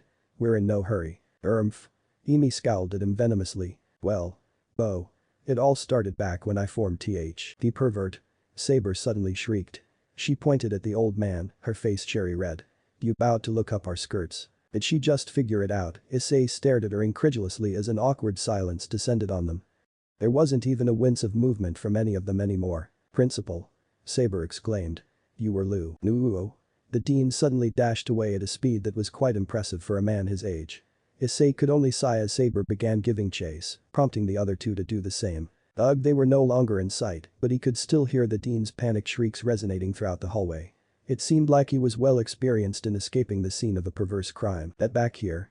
Issei sighed once more as the girls' own voices added to cacophony of noise. It was going to be one of those days, wasn't it? Hello, everyone, Imi bowed at the front of the class. My name is Yusa Imi. Please take care of me. Issei gazed up tiredly as he sat at his desk. He rested his chin on his right arm and sighed. It seemed that all his classmates were slowly being replaced by his various acquaintances. I'm surprised they managed to get in, Tamamo remarked. How'd you do it? Mordred questioned. Don't ask, Issei grunted. Apparently Saber possessed a strong dislike of mischievous old men. The girls had cornered the pervert near the old school building. A few choice words were exchanged and the man offered, bribed them the chance to attend for no cost. Suzuno had even been hired as the new Japanese history teacher, and in exchange, the little incident would not get reported. So much for not being deceitful, Issei whispered as Imi passed by his desk. Shut up. She growled quietly as Saber began her introduction in the background. It was the least he could do after taking advantage of us like that. The Mamo raised an eyebrow at him as the Redid took her seat. What was that about? Nothing, he sighed. The fox rolled her eyes slightly, a smirk on her face. Sure, she conceded. Anyway, Ria's Harem has something planned later so we'll be meeting after school. Issei sighed but nodded. Alright, he muttered as Asia finished her own introduction and Kalwerner called for class to begin. Well, here we are, Princess, Mordred grunted, plopping down onto one of the clubroom's new couches. With the drastic increase of club members recently, Ria's had concluded it would be prudent to acquire more furniture. The clubroom now sported over a dozen different sofas, lavesiets, chairs and recliners, all of which were tastefully situated around various coffee tables, end tables and the like. Issei sat down next to Chiho and looked up at their club president. The crimson-haired beauty was currently staring out the window, not even registering their sudden appearance. But you's been like that for a while now, Chiho's whispered in a worried tone. She seems to be worried about something, he remarked in return as the Redid finally seemed to realize their presence. Oh. Ria's let out an embarrassed squeak as she finally snapped out of her daze. What are you all doing here? The Mamo raised an eyebrow. You ask us to come here, Harem. Ria's coughed slightly. Ah, yes, she said, regaining her composure. I believe I found a way to compensate you for giving Asia to me, Issei-kun. Is that so? The brown-haired boy remarked. And what did you have in mind, senpai? As you may know, the full moon is tomorrow night, the Redid replied. The gateway will be open during that time, and I was planning on getting Chiho and Asia their familiars. I would be honored if you accompanied me. Issei raised an eyebrow. You're allowing another party to enter the dimension with you? That's a pretty intimate gesture, Ria's senpai. What are you talking about? Middle asked in confusion. Do any of you have familiars? Issei answered her question with one of his own. Yuma shook her head. A decent familiar is hard to come across, she told him. Whenever the opportunity presents itself, it's usually a higher-ranking fallen angel that receives one. Well, luckily for you, the devils possess a way to obtain them much easier than the other factions, Tamamo remarked. Millennia ago, a hidden dimension was found in which thousands of familiar races make their home. It's a secret that the devils guard jealously. Every full moon, the gateway to that dimension opens, Issei explained. The dimension is split into different sections that host various habitats. Attaining one's familiar is somewhat of a rite of passage to the devils, and traditionally, only one party may enter a sector on the night of a full moon. To invite another group to accompany you is a very intimate gesture of friendship. And you wish for us to come with you? Ashiya questioned. Ria smiled. Indeed. No, Chiho spoke up, raising her hand. What is a familiar? A familiar is usually a non-sentient being which serves a sentient being, Ashiya explained. This didn't seem to help very much, so Kalawiner stepped in. It's basically a glorified pet. To put it crassly, yes, Ria said in a dry tone. In a way it is similar to a servant. Forming a familiar contract usually grants the creature a higher degree of intelligence, or at least enough to understand orders and communicate. Technically, anything can be a familiar, so long as they accept the familiar contract, Tamamo explained. But most sentient creatures refuse to degrade themselves to being another's pet if you will. What kind of familiar do you have, Tamamo-san? Chiho questioned. The fox girl smiled and snapped her fingers. A small blue magic circle appeared on the tabletop, in which a small cat appeared. The creature had creamy beige fur with black feet and a black diamond-shaped marking on its forehead. Its most notable feature was its tail, which split into two at its base. This is Karara, Tamamo said as the kitten-sized cat leapt into her arms. She's a Bakaneko. Karara purred slightly before noticing Kaneko sitting across from them. The cat leapt onto the table and onto the white-haired girl's head. Kaneko blinked in surprise before smiling and scratching the small creature on the head. Kaneko raised her hand, a red magic circle appearing, and a small white kitten appeared on the coffee table. This is Shiro, the white-haired girl said as Karara hopped down to inspect the smaller feline. Ria smiled slightly and snapped her fingers. In a small flash of light, a spherical pink bat-like creature appeared. And this is my familiar, she said. I believe you've met her already, Issei-kun. In a puff of smoke, the bat transformed into an older black-haired woman wearing vampire cosplay. Ah, yes, I remember now, Issei remarked as it returned to its animal form. She handed me that reverse summoning circle. Are we all summoning our familiars? Akeno questioned with a serene smile. In a small flash of light, a small Oni demon appeared in the palm of her hand. The flash of light in the corner of his eye prompted Issei to turn and see Kiba with a small falcon on his shoulder. And what do you have? Kalawiner asked Ashiya. The white-haired man replied by flicking his wrist. In a flash of red light a large black and white cat appeared on the table. Two small horns protruded from the cat's head as it grinned up at them. This is Kuro, Ashiya said as the cat went to sit with his fellow felines. Kaneko looked deliriously happy to be surrounded by so many. He's a Kate Sith. In a flash of light, an orange toad the size of a small dog and wearing a blue jacket appeared before Suzuki. This is Gamanichi, the ninja said offhandedly. He's a ninja frog. A vein popped up on the toad's head. That ain't my name. The toad grunted in a gruff voice. My name is Gamakichi. Kai. With a K.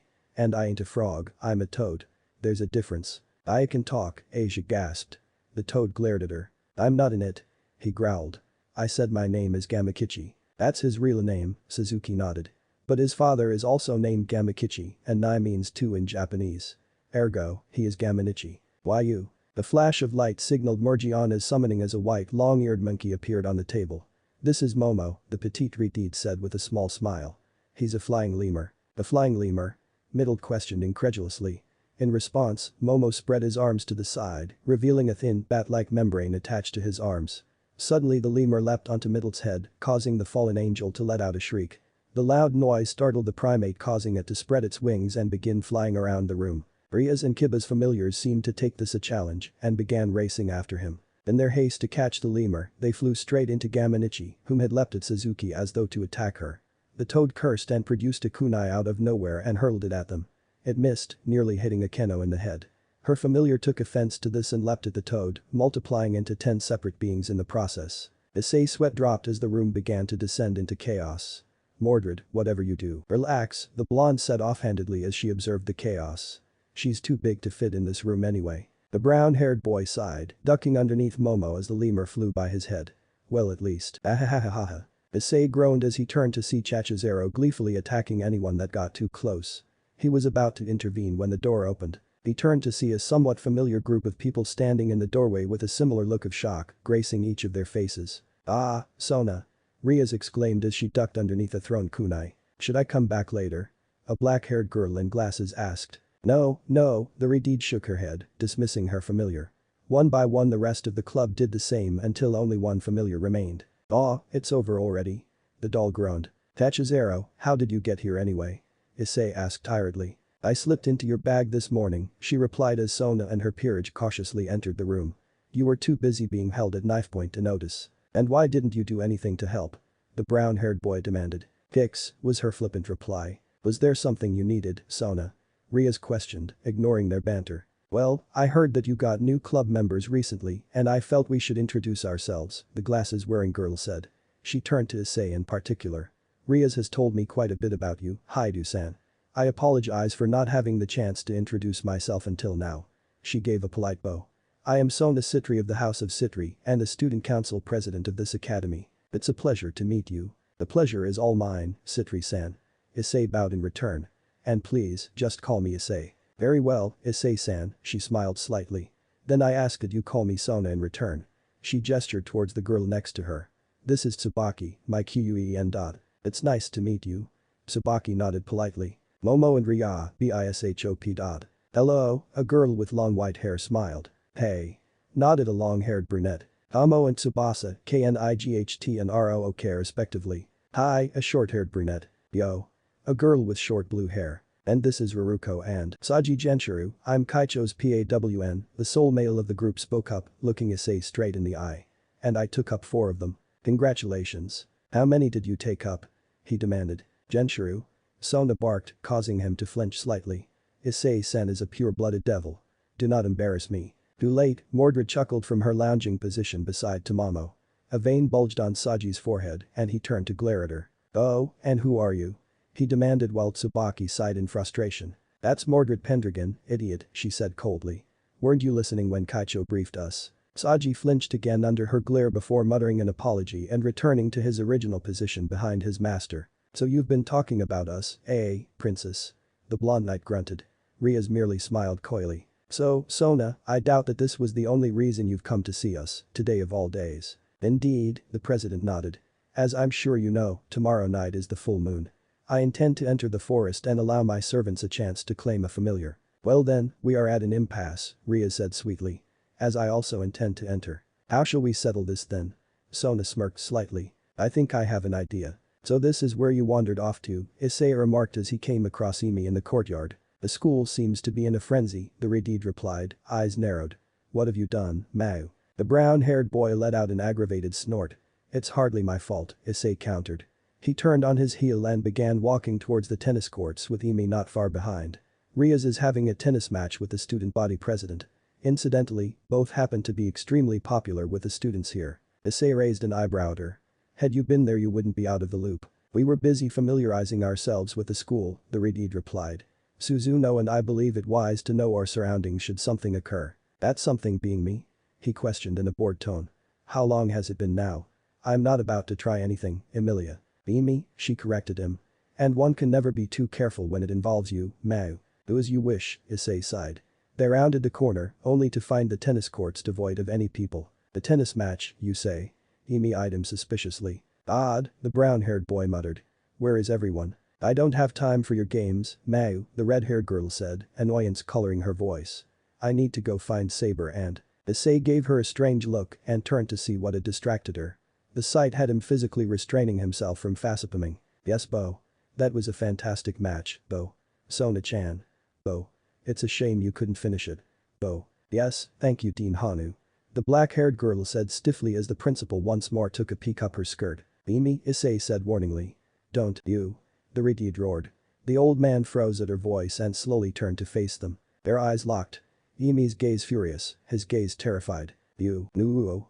The dean shrieked before taking off across the schoolyard once again, Emi hot on his heels. Issei sighed, rubbing the bridge of his nose as Sona watched on in silent shock. "Sorry about that," he apologized. "No need," the black-haired girl replied after taking a moment to regain her composure. "I should thank you.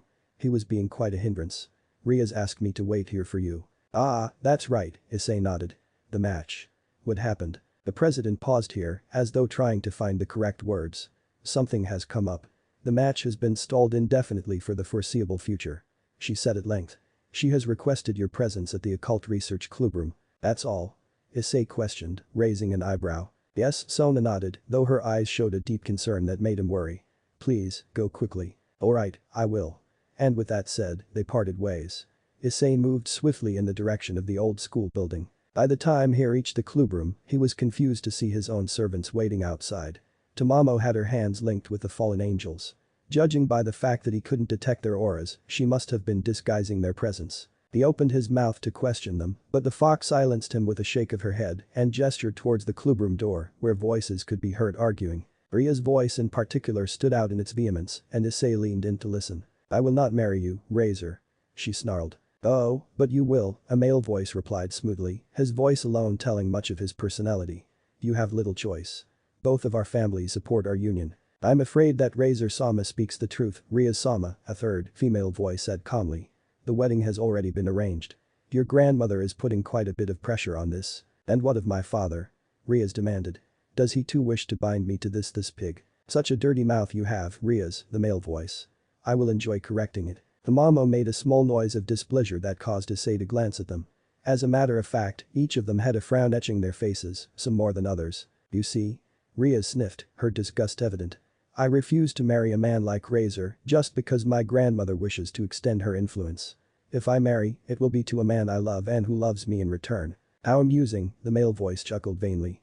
I'll tell you what, Rias. I'm willing to annul our marriage, but you must first defeat me in an rating game. Unofficial, of course. And if I lose? Isn't it obvious? The male asked. You will marry me without objection. There was a long pause here before Rias finally responded. Very well then. I agree. Splendid, the male crowed. I will even be kind enough to give you a week's preparation. Very well, the third person said. If both parties agree, I will let the elders know of your decision. The rating game will take place in 1 week's time. Farewell, Rias, the male called out as the telltale light of a transportation circle bled through the doorframe. Next time we meet she'll be on the battlefield and then, the altar. There was silence for a short while before Rias could be heard sighing. You can come in now, she called out weakly. Issei and his entourage entered without a word. Rias had collapsed at her desk, her exhaustion evident on her face. I'm sorry you had to witness that, the crimson-haired princess said sorrowfully. Please believe me when I say I did not want you getting mixed up in this mess, but her voice cracked a bit and in that moment, Issei remembered that despite all her intelligence and maturity, Rias was still just a girl. A girl with a dream of marrying the love of her life. Please, the redhead looked up at him, her eyes pleading. Help me. Oh? Issei questioned with a small smile. And what exactly did you have in mind? I want you to train us. Chapter 15. Finally. Chiho gasped as she collapsed to her knees in exhaustion. Her backpack, filled the brim with supplies, fell to the ground beside her. It was the day after Razor had issued his challenge, and Issei had proposed that they train in the mountains, away from prying eyes. Rias had agreed and offered the use of her private mansion, at which they had just arrived. Issei smiled at the brunette sympathetically, but made no move to help. It was clear to all of them that Chiho was the weak link on their team. That wasn't to say the others didn't have weaknesses of their own, but Chiho hadn't even learned the basics of combat, let alone wielding her sacred gear. As it was now, she would be easy pickings for Razor's team. Why am I the only one struggling? The brown-haired girl bemoaned. It takes a while before your strength increases, Kiba said with a small smile as he helped her up. You only just became a devil, so it's understandable that you're having problems. Yes, Rias muttered from the head of the group. I wish we had more time. With only a week, Chiho will barely have enough time to become even remotely strong enough to survive. Perhaps, Issei with a small smile. But she does have one thing going for her. Oh? The red-haired princess asked, raising an eyebrow. What's that? You saw her sacred gear, correct? I did, Rias nodded. Only for a moment before it disappeared. It looked like a twice critical. A twice critical? Yuma asked from behind Issei. Her voice was colored with surprise. But that's such a common sacred gear. Why would Kakabiel want her eliminated? Because it wasn't a twice critical, Tamamo replied as she and the others made their way over. Rias arched a single delicate eyebrow. Oh? Then what was it, pray tell? I only saw it for a few moments as well, Issei said. But I recognized it immediately. It was boosted gear. The silence that followed was deafening. I'm sorry, did you say boosted gear? Middle questioned after several moments of shocked silence. Ano Chiho squeaked, raising her hand timidly. What is boosted gear? This seemed to snap Ria's out of the daze she had entered the moment the words boosted gear had left Issei's lips. It's powerful, extremely powerful sacred gear. It has the ability to double its user's power every 10 seconds. In theory, Calwarner muttered. If used enough times, even the weakest of men could slay a god. I don't believe it, Rias whispered excitedly, her mind racing. This changes everything. So I could kill a god. Now, Issei broke in, clapping his hands to redirect their attention. Let's not get ahead of ourselves. Exactly, Ashia nodded. There is only so much power a body can endure. At this point in time, if you boosted I'd say 9 times, your body wouldn't be able to withstand that much power and would disintegrate on the spot. Hell, Mordred scoffed, looking the girl up and down. I'd say 3 times before she passes out. Okay, Issei cut in as Chaiho flinched from the blonde's remark. That's what we're here for. We'll be spending the week training each of you to overcome any potential weaknesses. He turned his gaze towards the brown-haired girl once again. Taiho, we have a lot to work on. We'll start by improving your endurance and general combat skills. You'll be with Suzuki for that. Hi. The brunette exclaimed, standing at attention. HN, the raven-haired ninja smirked. Kaneko-san, I noticed that while you're a skilled fighter, you're still lacking in several areas. Issei nodded at the white-haired girl, who merely stared back at him emotionlessly. You'll be with Morgiana for the day. Fine. The Nekashu said after a few moments while Morgiana nodded. As you wish. Diba-san, Issei called to the blonde-haired boy, who perked up at his name. Your skill with a blade is impressive, to say the least. Kiba rubbed the back of his head in embarrassment but quickly grew somber again as Issei continued. That said, you fit the bill of KNIGHT a little too well. That makes you predictable and easily countered. We're going to change that. I'm pretty sure you've already figured out who you'll be working with. Gee, Mordred cracked her knuckles. This'll be fun. I have a good idea, Kiba said with a tight smile. Asia, Issei began once again. You've already mastered Twilight Healing's most basic uses.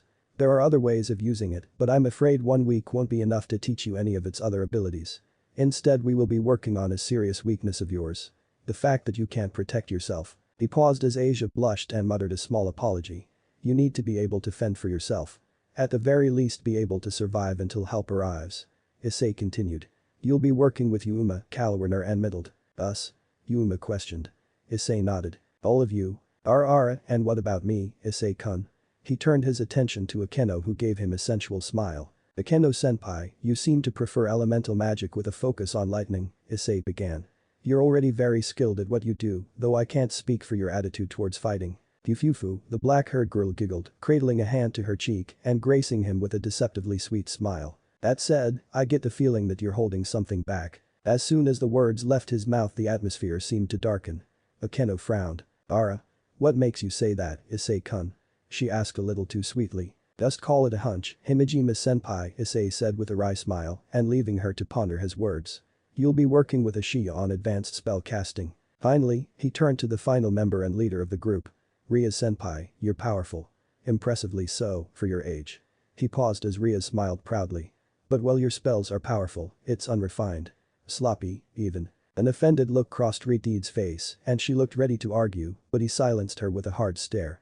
In a one-on-one fight, Razor would destroy you. He said bluntly, causing her to flinch. You'll be starting the day with me. I have a special lesson for you. He turned to the rest of the group and clapped his hands. I'll be checking up on each of you over the course of the day. We'll be eating lunch individually and dinner together. Until then. No slacking off. Hi. Issei watched as each of them walked off in different directions until only he, Rias and Tamamo remained. Let's head inside, the brown-haired boy said quietly. Ara? The fox questioned, cocking her head to the side.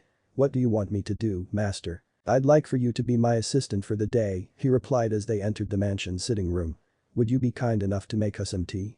I think I can see the kitchen from here. Of course, master, the fox girl winked before heading in the indicated direction. What exactly are you training me in? Rias questioned as she sat down across from him. Would it not be best to practice magic outdoors? It would, but we won't be practicing magic, Issei admitted. What? Iridi demanded. With all due respect, Issei-kun, we only have a week to get stronger, we can't be wasting time. All the strength in the world is meaningless if you are unable to properly utilize it, he returned sharply. During my stay here, I took note of your behavior and abilities. At first, I wasn't going to get involved, but now that you've asked for my aid, I can't ignore it anymore. And what about my behavior did you find lacking, Issei-kun? Rias frowned, crossing her arms. Like I said outside, you're powerful, there's no denying that. He replied. But you're allowing that blind you. Do you remember the fight with the stray devil? Visor? Issei nodded. Indeed. But we destroyed her. You left yourself wide open, he said bluntly. The crimson-haired girl blinked in confusion. While you were busy watching the fight, one of Visor's detached arms had taken up flanking position behind you. It wasn't just one, Tamamo explained as she entered the room with a tea set. It seems she had taken the time to change into her blue kimono as well. After being severed, each of her arms began moving independently. The fox girl paused for a moment as she set the tea down on the table. At first I thought Master had dispatched them, but in hindsight, it must have been Suzuki. She continued. She hid in the shadows and eliminated all of them save the one that nearly flanked you. She probably wanted to see what you would do. She must have been disappointed. Had Suzuki not interfered, you would have been incapacitated, Issei continued coolly. Had that been your battle with Riser Phoenix, your team would have fallen apart, ending in your defeat. He nodded at Tamamo thankfully as she served them their tea. Rias merely stared at him in shock. She opened her mouth as though to speak, but no words came out. You have to start thinking like a leader, Rias, Issei told her. You must think like a king. Like a king. So, he said, taking a sip of his tea. Are you ready to start? Issei watched silently as the girl closed her eyes and took a deep breath before giving him a silent nod. How's it going out here, girls? Issei questioned as he entered the courtyard to see the three fallen angels standing in a loose triangle formation around Asia. Badly, Middle said bluntly. Have any luck with the princess? Issei sighed. She's playing along, he said tiredly. But I can tell she's not taking what I have to say very seriously. She's getting frustrated with her lack of progress and focusing purely on growing stronger when it's her lack of control that's holding her back. He rubbed the bridge of his nose and turned to face them properly. I asked Mamo to escort her to Ashiya for the time being. He said, looking over their formation. What seems to be the problem here?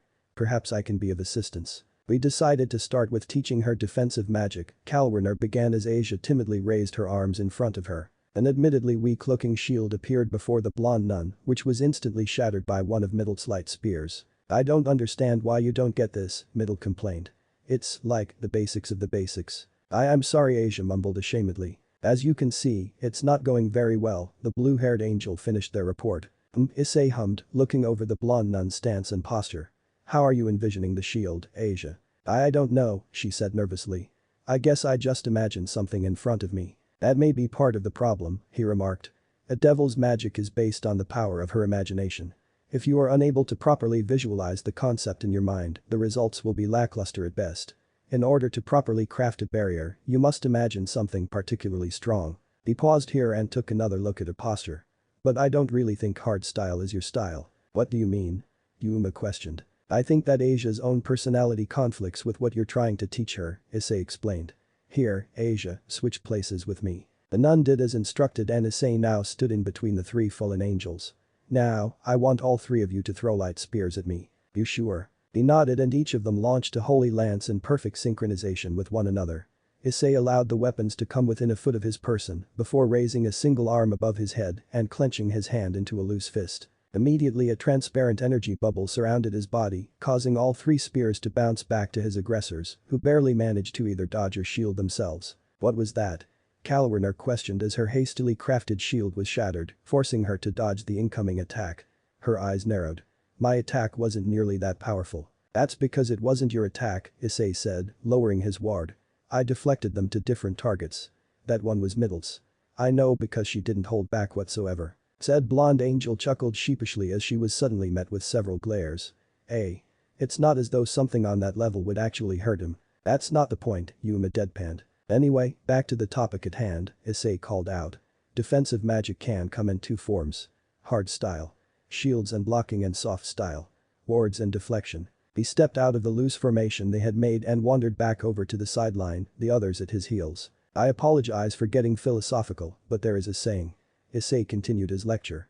In the harshest of storms, the reed that stands rigid against the wind breaks, but the reed that bends with the wind weathers the storm. I get it, Yuma nodded. Asia isn't the type of person to seek direct confrontation with others, so she's out of her element with shields. She should focus on barriers and wards. So instead of fighting against the wind, I should bend with it? Asia asked, cocking her head. Exactly, Issei nodded. Alright, Kalwerner nodded. Now we know what to teach you. Let's get back to work, Asia. Hi. Issei watched as Asia scrambled after the older woman. So you really do know what you're doing, eh? Middle smirked. They are hardly the first group of people to request training from me, he chuckled, though he quickly grew somber once again. I'll be checking up on Akeno and Ria soon. But before I leave, there are a few things I wanted clarified. The two fallen angels blinked and turned to look at him curiously. His eyes were trained directly on them, his gaze stony. I need you to tell me everything you know about Brachial. Very good, Issei hummed absent-mindedly as he observed Ria's and Akeno clash once again. Ria's destruction magic was slowly penetrating Akeno's lightning barrier, but he still spotted several flaws in execution. It seems Master's observation of Ria's Harem was correct, Tamamo mused as she stood next to him, arms folded neatly beneath the sleeves of her kimono. Yes, it was, the white-haired man admitted. Ria's kun spells are powerful, but she's expending too much energy casting them.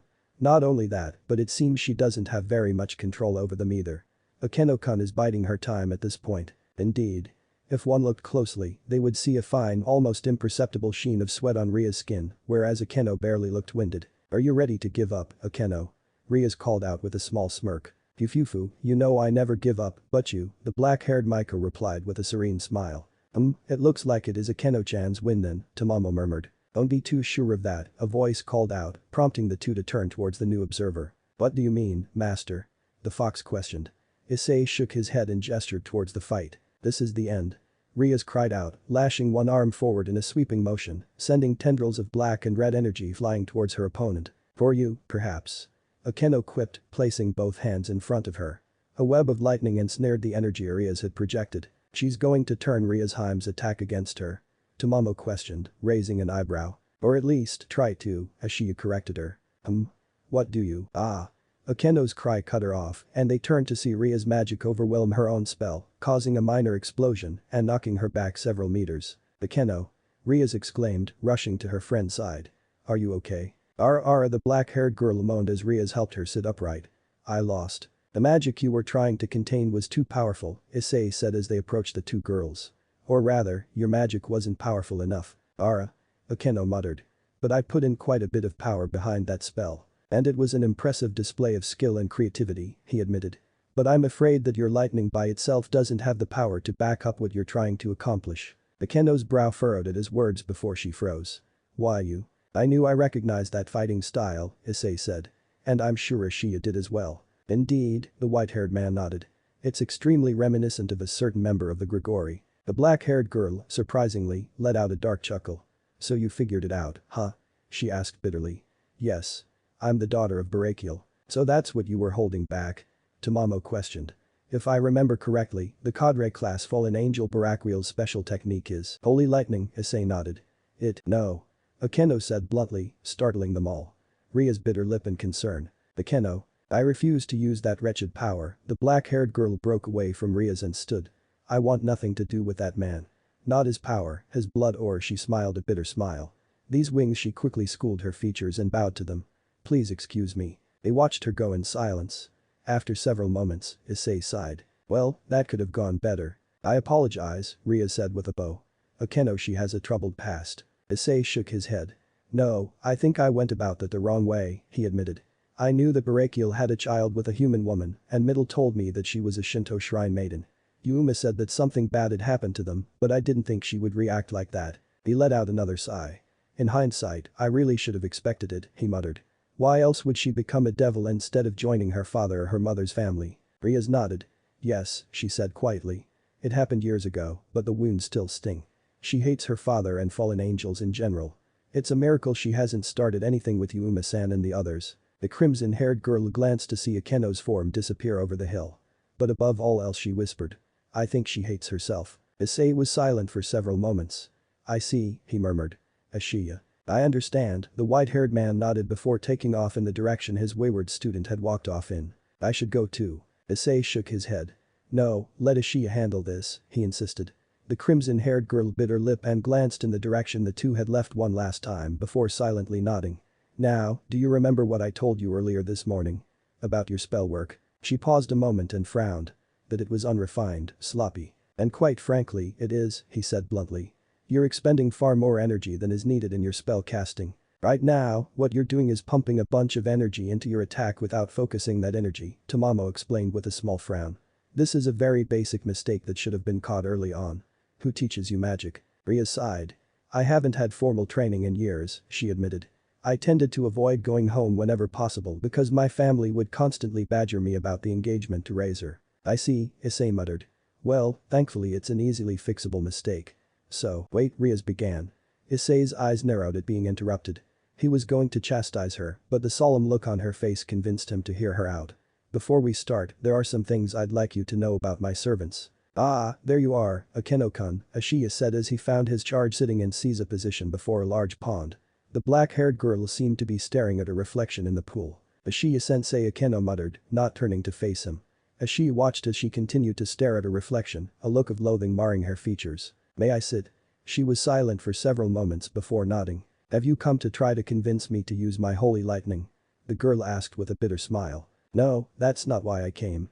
Akeno looked up at him in surprise and saw him leaning back on his hands, gazing at his own reflection with a small smile on his face. I just came to check up on you. Because Issei-kun asked you to? Well, that's part of the reason, he admitted. But I likely would have come regardless. Why? She questioned. Because I can see myself in you, Issei explained. He chuckled slightly at the blank expression on her face. You know, I didn't always happily serve Issei-sama. Akeno graced him with a wry smile. But you seem so loyal, she said. You even said you'd serve him until you die. And I will, he nodded. But there was a time when I hated him, what I perceived him to be, what I thought he represented. I only followed him because I felt I had no other choice. And how did that change? Akeno questioned, intrigued by his tale. It didn't happen overnight, Issei admitted. It took years, during which I was far from subtle with my disdain, but the more time I spent in his company, the more I realized how utterly wrong I had been. Not just in my perception of him, but in everything I had once thought absolute. The white-haired man paused here. He looked down at his reflection and gave a small smile. But above all else, I realized that my anger, my hate, it had all been misdirected, he continued after a while. It was not he that I hated but myself. I felt that if I didn't blame him, I would end up destroying myself. Akeno's eyes widened and she looked down at her reflection once again. And what happened then? I told Issei-sama what I had discovered, Issei said. And he listened. We would speak sometimes for hours on end. Some days I would rage at him. Sometimes I would weep at his feet. He never judged me, only bade me to speak as my heart would have me. And as time passed, all the anger, the hate, the self-loathing, all of it was washed away. So Issei-kun saved you? No, he didn't save me, Issei shook his head. He helped me save myself. Issei-sama helped me rise above it on my own and grow stronger from it. The white-haired man chuckled and gazed up at the sky. I owe him much, though he'd likely disagree with me. They were quiet for a time, merely sitting in comfortable silence. I don't think I'm ready to start using it yet, the black-haired girl said after a while. That's fine, Issei smiled. Issei-sama was patient with me. It's only right I do the same for you. You all seem so loyal to him. Akeno smiled slightly and gazed up at the sky as well. I wonder what kind of person he is to inspire such devotion from you. Perhaps one day you'll find out for yourself, Issei nodded. He glanced over at her and placed a hand on her shoulder, prompting her to turn to him. If you ever need anything, you need only ask us. We'll always try to help even if all we can do is lend an ear over a hot cup of tea. The black-haired girl stared at him for several moments before nodding. Yes, I think I'll take you up on that someday. She bowed. Thank you, Issei-sensei. We have returned, Issei-sama, Issei called out as they approached their training area. The trio turned and greeted them in return. I'm sorry for walking out on you, Akeno bowed lowly, shame coloring her voice. It's of no consequence, Issei waved her off. Are you okay, Akeno? Rias questioned. The black-haired girl smiled. Yes, I think I am, she said sincerely. I'm ready to continue now. Very well, then, Issei nodded. I'll leave you to it, Issei. I've still got to check up on the others. We'll see you at dinner. Ria's Harem didn't perform very well, Tamamo noted as they walked off. He sighed in frustration. I'm not sure if it's because she's worried about her servants or because she's still not taking me seriously. Master? I can't teach her if she's not ready to learn, he said solemnly. She thinks she can win with strength alone, but she's sorely mistaken. They were silent for several minutes. Who next, master? Tamamo questioned after a while. Issei mused. Lunch will be soon. I suppose I'll check up on Chiho. She forgot her backpack in front of the mansion, so she's probably starving by now. The fox hummed thoughtfully. If I remember correctly, they went to the foot of that mountain we saw earlier. Let's go. No, he stopped her. I've got something I want you to do for me. Moo. Chiho gasped as she collapsed at the feet of her opponent, utterly exhausted. See, can we please take a break? I told you, Suzuki said, her voice deadpan. She patted a small yellow bell hanging at her waist. You can't take a break until you steal this bell from me. The brown-haired girl glanced up at the small metallic instrument in despair. But it's been over 2 hours and I still haven't gotten it from you. That's your problem, the ninja snorted, reaching into one of her pouches and procuring a small orange book. Come on, try again. She opened the book and began reading, her face never wavering from its deadpan stare. Moo. Are you seriously making her do the bell test, Suzuki?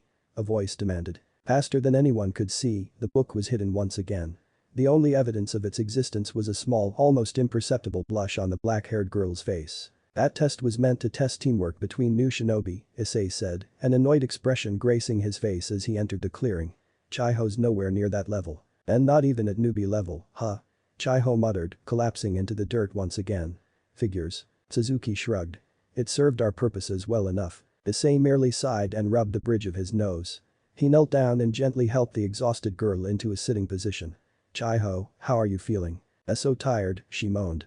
So hungry. He let out a small chuckle. Well, let's remedy that. He raised his hand, and Chiho's bento appeared within a small magic circle within his palm. Chiho's eyes immediately lit up. Food. The brown-haired girl snatched the box from Issei's hand and tore it open. She moaned as she stuffed her face with a fried egg. Tamagoyaki has never tasted so good. Suzuki grunted. You're too soft on her, master. I'm rewarding her hard work, Issei countered, a smirk slipping onto his face. She performed better than you did, and you had teammates to help. If I remember correctly, you came home crying about how unfair the test was. I wasn't crying. The raven-haired girl insisted, a small flush on her cheeks. I got dirt in my eye from a stray jutsu. And the only reason I did so poorly was because my damn teammates kept stabbing each other in the back. It did take you quite a while to get the teamwork thing down, Issei admitted. He glanced towards her. Are you not going to eat? Already did, she shrugged. Chiho almost choked before swallowing. She sat on top of me while she ate her bento. She exclaimed angrily, pointing her chopsticks at the ninja. Suzuki Issei sighed as the black-haired girl refused to look at him. Anyway, she said, changing the subject and causing Issei to roll his eyes in exasperation. I've already showed her the basics of combat and we went through that endurance test. Not sure what else you want me to teach her. I actually wanted to test her aptitude for magic, he replied as Chiho swallowed the last of her bento. Magic? She asked excitedly. Indeed, Issei nodded. Before we do anything, I need to make you aware of your magical core. My magical core? The girl questioned, cocking her head in confusion. Your magical core is what allows you to channel magical energy. Issei explained. There are many forms of magic, each of them using different forms of energy. Devils tend to use two of them.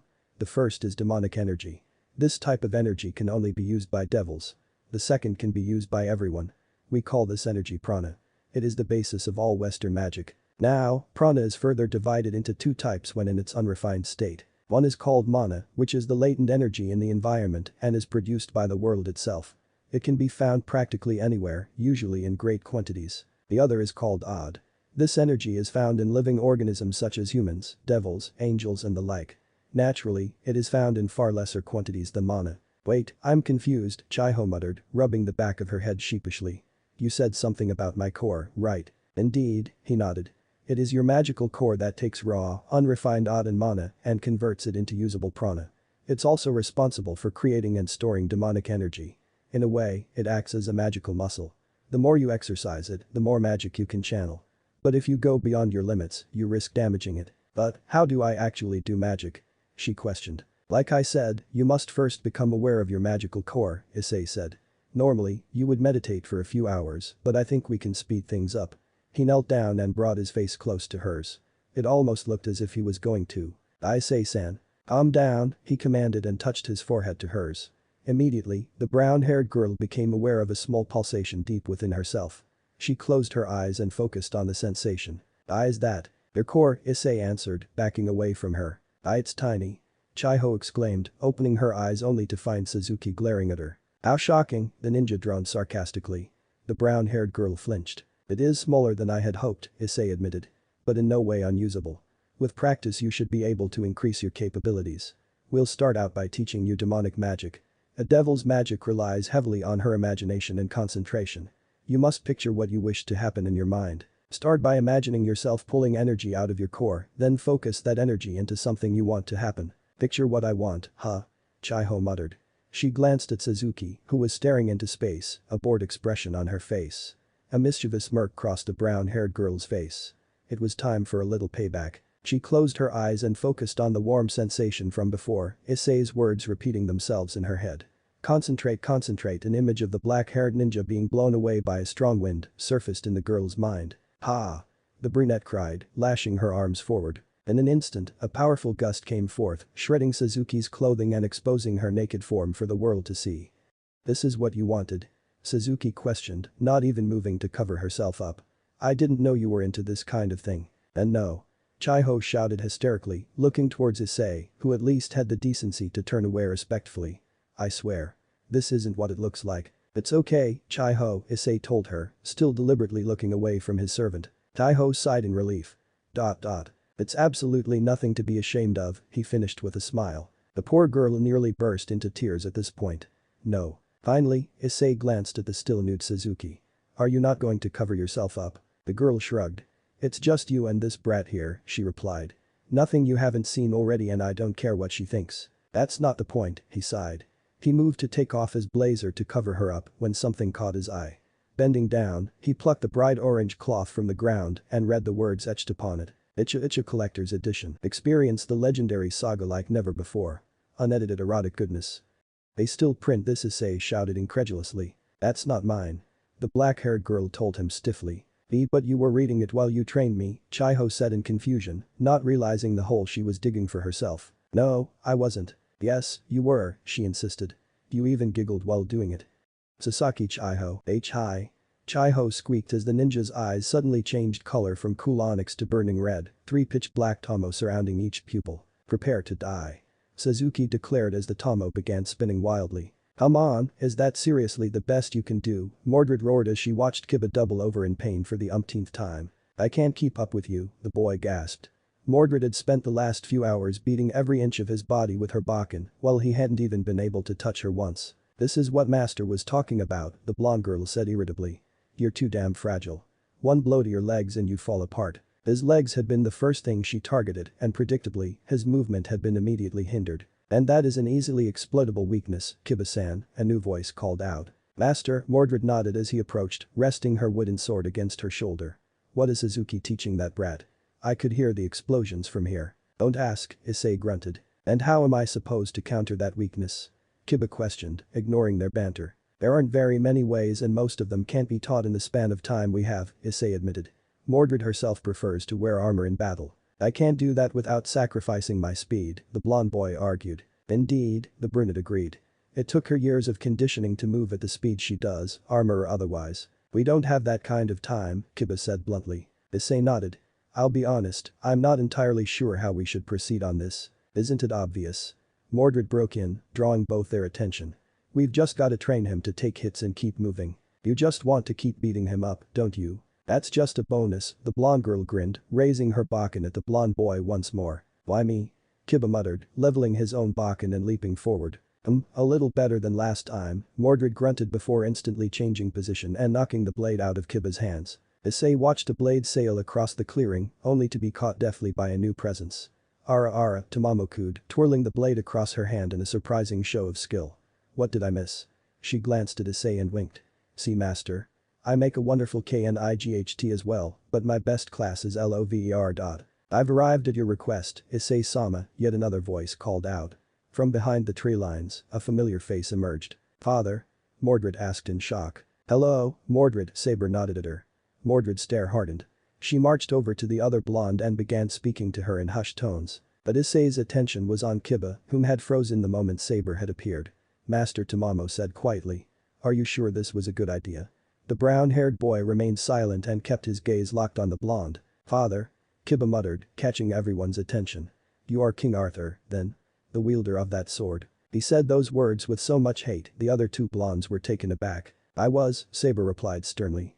"I would prefer you did not address me as such, however." "Whatever," Kiba grunted. "Boy," Mordred frowned at his increasingly aggressive behavior. "What's with you, brat?" "What's with me?" The blonde boy chuckled bitterly. "That sword ruined my entire life." He balled his hand into a fist. "You. King Arthur. I challenge you." "Kiba-chan," Tamamo warned. "That's not a good idea. This doesn't involve you." The boy growled. "Hand me my bakken back." "No, I don't think I will," the fox girl said coolly. Her grip on the weapon tightened, causing it to burst into flames and swiftly reducing it to ashes. "Fine." Kiba muttered. A red magic circle appeared before him. He reached into the circle and withdrew a black and silver sword. "Don't do it, brat," Mordred warned him, but Kiba wasn't listening. "Draw your sword," he demanded. "I do not wish to fight you, Kiba," Saber said with a frown, though her fingers curled in anticipation. Kiba's lip curled into a snarl. "Then I'll force you." Immediately after finishing his sentence, he dashed forward. With a great leap he struck, or at least, he tried to. Without warning, he felt a great force slam into his stomach, sending him flying backwards. He righted himself in midair and looked up at Saber in shock. Her arm was extended, her fingers still curled, as though gripping a non-existent weapon. An invisible weapon. Kiba muttered, clutching his stomach in pain, as a slight burning sensation began to manifest where her weapon had struck. "It is poor form to attack someone that has declined to duel," Saber said harshly. "But if you insist on provoking me, I will not show restraint." She leveled her invisible weapon at him, taking on a low stance. Kiba's eyes narrowed and he grit his teeth. With a snarl, he charged once again. Issei sighed. It appeared that Kiba had let his anger get the better of him. He was charging in without properly assessing the situation. Saber lowered her stance and prepared for a sweeping arc. Kiba saw this and made to dodge, only to be caught in his side, sending him flying hard into a nearby tree. "What?" the boy thought incredulously as his ears rung from the impact. "How long is her sword?" "He hasn't even noticed yet," Mordred asked dryly. "He's not thinking," Issei replied, his voice just as dry. "Saber, disperse invisible air." The former king glanced at him for a moment before complying. A moment later, the enchanted wind that concealed the blonde's weapon was released, revealing it for all to see. "The lance," Kiba demanded, warily appraising its simple but elegant design. "Where's your sword?" "I swore long ago I would never wield another sword so long as Excalibur remained fragmented," Saber said, spinning her blue and gold spear before leveling it at Kiba once again. "This is my lance, Ron, if you prefer.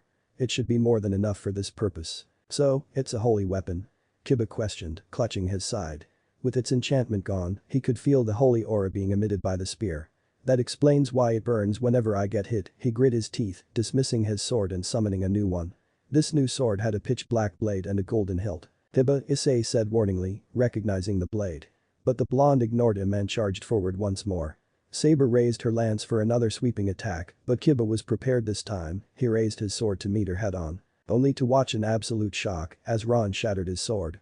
Saber didn't allow him a chance to recover, immediately pivoting and ramming the butt of her spear into Kiba's face, sending him stumbling backwards.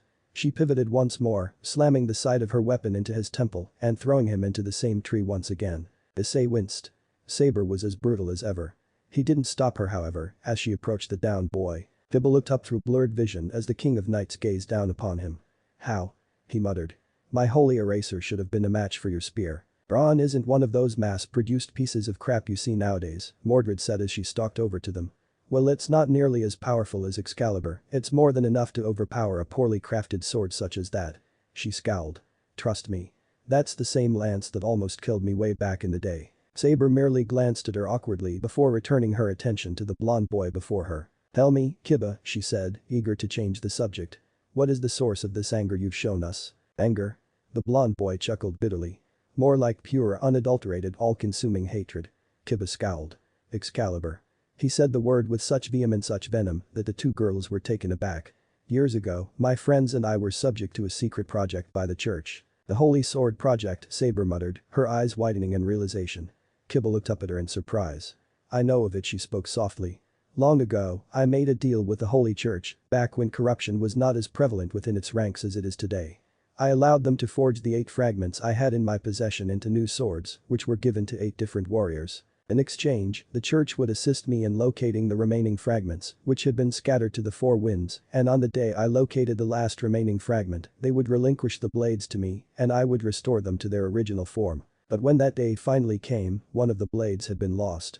She said with a sad smile as Mordred fidgeted uncomfortably beside her. "The wielder of Excalibur ruler had been defeated in battle, his blade taken from him. I had been told this by a man named Galilei. He requested that the blades be kept in the possession of the church, where they would be kept safe." Saber's face hardened. "Little had I known that they were being used for such twisted purposes as the Holy Sword Project," she muttered. "Nor had I known that he had been the one orchestrating the entire thing." Kiba froze at this. "Galilei?" he asked lowly. Saber nodded. "When his activities were discovered by the church, he was excommunicated for his crimes and sentenced to death." Issei broke in, his face solemn. "He managed to escape, however, and is being hunted to this day." "Your anger is misplaced, Kiba," Saber said sternly. "A sword is a tool. It is up to man to decide how he wishes to wield it. Valper Galilei, the blonde boy muttered hatefully, his hand balling into a fist. So he is the one responsible. Indeed, Saber said solemnly. To their surprise, however, she bowed to him. But I cannot deny that I am partially responsible. I should have more carefully monitored what my blades were being used for. I cannot make up for what you have gone through. All I can offer are my deepest apologies. Kiba was silent for a long while, merely staring at the former king, dipping her head to him. Finally, he sighed. You had nothing to do with what happened to me, he said tiredly. You were right. My anger was misplaced. But I'm not sure I'll ever be able to get over my hatred of holy swords. Well, Mordred spoke up, somewhat awkwardly. At least now you know whose ass to kick. Yeah, Kiba muttered. Valper Galilei. But you'll never be able to do it as you are now, she continued with a smirk. That means more training. Kiba paled. But Tamamo-san burned my bakken, he argued weakly. That's fine, you can use mine, Mordred said, tossing her weapon into Kiba's lap. Master, may I use it? Issei gave her a startled glance. That? He asked incredulously, causing Kiba to look at him in alarm. Are you positive? She grinned. I'm sure he can take it. The brown-haired boy stared at her before sighing. Fine. Yosh. The girl exclaimed gleefully. Mordred raised her arm, causing a magic circle to appear at her fingertips. Reaching into the circle, she withdrew her new weapon. It was a simple weapon, a wooden shinai with a black hilt and a tiger stripe pattern along the blade. Besides a small tiger strap attached to the guard, it seemed like nothing more than an ordinary shinai. No. The extraordinary thing about this shinai was the sheer bloodlust being emitted by it. Kiba's skin crawled just by being near the thing. It felt as though it were screaming for his blood to spill and his innards to be strewn across the clearing. What is that? Kiba asked in terror. He slowly began crawling backwards, only for his back to bump into the tree as Mordred grinned at him. This is Taurus shinai. The blonde girl said this, casually twirling the monstrosity in her hand. I won it off Yaokai in a duel to the death the last time we were in Japan. It's said to contain the tortured souls of every opponent it has ever slain. Slain, Kiba squeaked. Get ready, brat. Mordred cackled, leaping towards him. Your real training begins now. I'm sorry you had to go through that, Saber, Issei said as he, Tamamo and the blonde girl walked off towards the mansion. Kiba's shrieks of terror could still be heard in the distance. No, I'm pleased I could have assistance, she replied, though the solemn look on her face spoke otherwise. They were silent for a while. I have caused much suffering in my desire to reforge Excalibur, Saber said quietly. You shouldn't think like that, Issei told her. Excalibur has done more good than evil. And it chose you. It's only right to want it back. But I fear that day may never come, she sighed. Issei glanced back as they heard Mordred cackling in the distance. You never know, the brown-haired boy replied with a mysterious smile. He placed a hand on her shoulder. Why don't you stick around? We'll be having dinner in a few hours and with this many people here, it's guaranteed to be quite the feast. Issei could only chuckle as her entire face lit up. You're too slow, Morgiana said in a deadpan voice as she easily sidestepped another of Kaneko's attacks. I'm okay, the white-haired girl replied in an equally deadpan voice as she once again charged at the taller girl. Speed isn't my specialty. That's no excuse, the redhead retorted. Then, faster than Kaneko could respond, Morgiana had swept the Nico's feet from under her and pinned her face down in the dirt, all in one fluid motion. It's a weakness. There are many opponents that are stronger than you. I could see your attacks coming a mile away as well. You aren't going to get anything done if you advertise your attacks to everyone with eyes. Kaneko struggled for nearly 10 minutes, but Morgiana's hold was unrelenting. Only when the Nico stopped struggling did she release her. And how am I supposed to fix that? Well, there are several ways, a voice called out. The two girls looked up to see Issei approaching them through the trees with Tamamo a step behind him.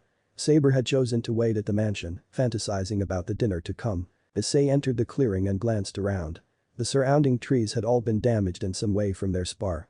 Some had holes punched in them, others had been split clean in half. One method would be to train for years with weights tied to your limbs, Issei continued, sitting down at a newly created tree stump. But we don't exactly have a few years to train you. Kaneko was silent, still catching her breath from her bout with Morgiana, but her eyes were trained on him. Tamamo hummed thoughtfully. She turned to face Morgiana. Mor-chan, didn't Saber-chan teach you that one ability? The red-haired girl nodded. Yes, she did. What ability? Kaneko questioned. It's an ability that allows one to traverse a set distance nearly instantly, Issei explained.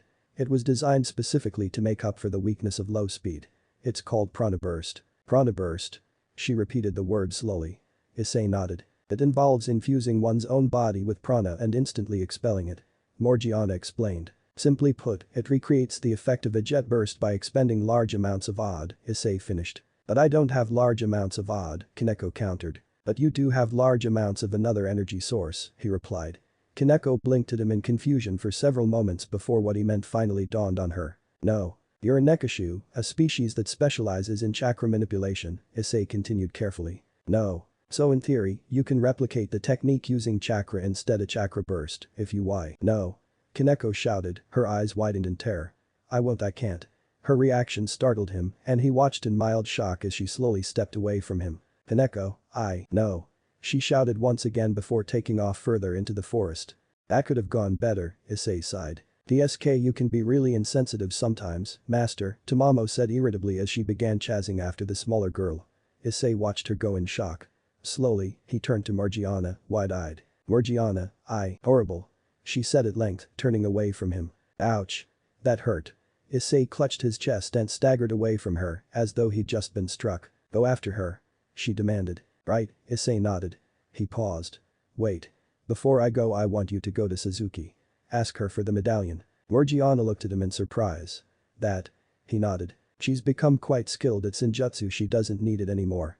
She stared at him for a while before nodding and took off towards the mountains. Issei watched her go for several moments before beginning his own search. After several minutes of stumbling through the forest, he finally found Tamamo standing solemnly amid a copse of trees. Tamamo. She silenced him with a shake of her head. With a small gesture, she motioned for him to look forward. What he saw caused him to flinch. Kaneko had curled into a fetal position, pressing her small body against the roots of an enormous tree, as though taking shelter from the world. Though he couldn't see her face, he could clearly hear and see the sobs racking her body. Tamamo let out a sigh. You've really done it this time, master. She said softly before stepping forward. Nakachi. Go away was the weak response. You can't expect me to go away when you're like this, Nakachi, the fox said softly. Slowly, the fox entered the little nook Kaneko had taken refuge in and sat next to her. But. Tamamo whispered as she gently wrapped her arms around the smaller girl, pressing her head against her bosom. It's okay. Just let it out. That was all that was needed as Kaneko's cries begun anew. Issei watched on silently as Tamamo wrapped her tail around the tiny girl and gently caressed the back of her head. The fox glanced up at him and motioned for him to approach. Cautiously, he did so. Predictably, Kaneko stiffened upon sensing him approaching, but Tamamo's whispered words relaxed her once again. I'm sorry I upset you, Kaneko, Issei said softly. It was silent for several moments, the only sound being the white-haired girl's sniffles. It was my sister. Your sister? Tamamo prodded. She's the reason I hate senjutsu, Kaneko said softly. I never knew my parents, so she was that all I had. In order to take care of us, my sister became the servant of a devil. I take it your sister was a skilled senjutsu practitioner, Kaneko nodded solemnly. She was one of the best, she whispered. But one day she drew in too much dark chakra, it drove her insane.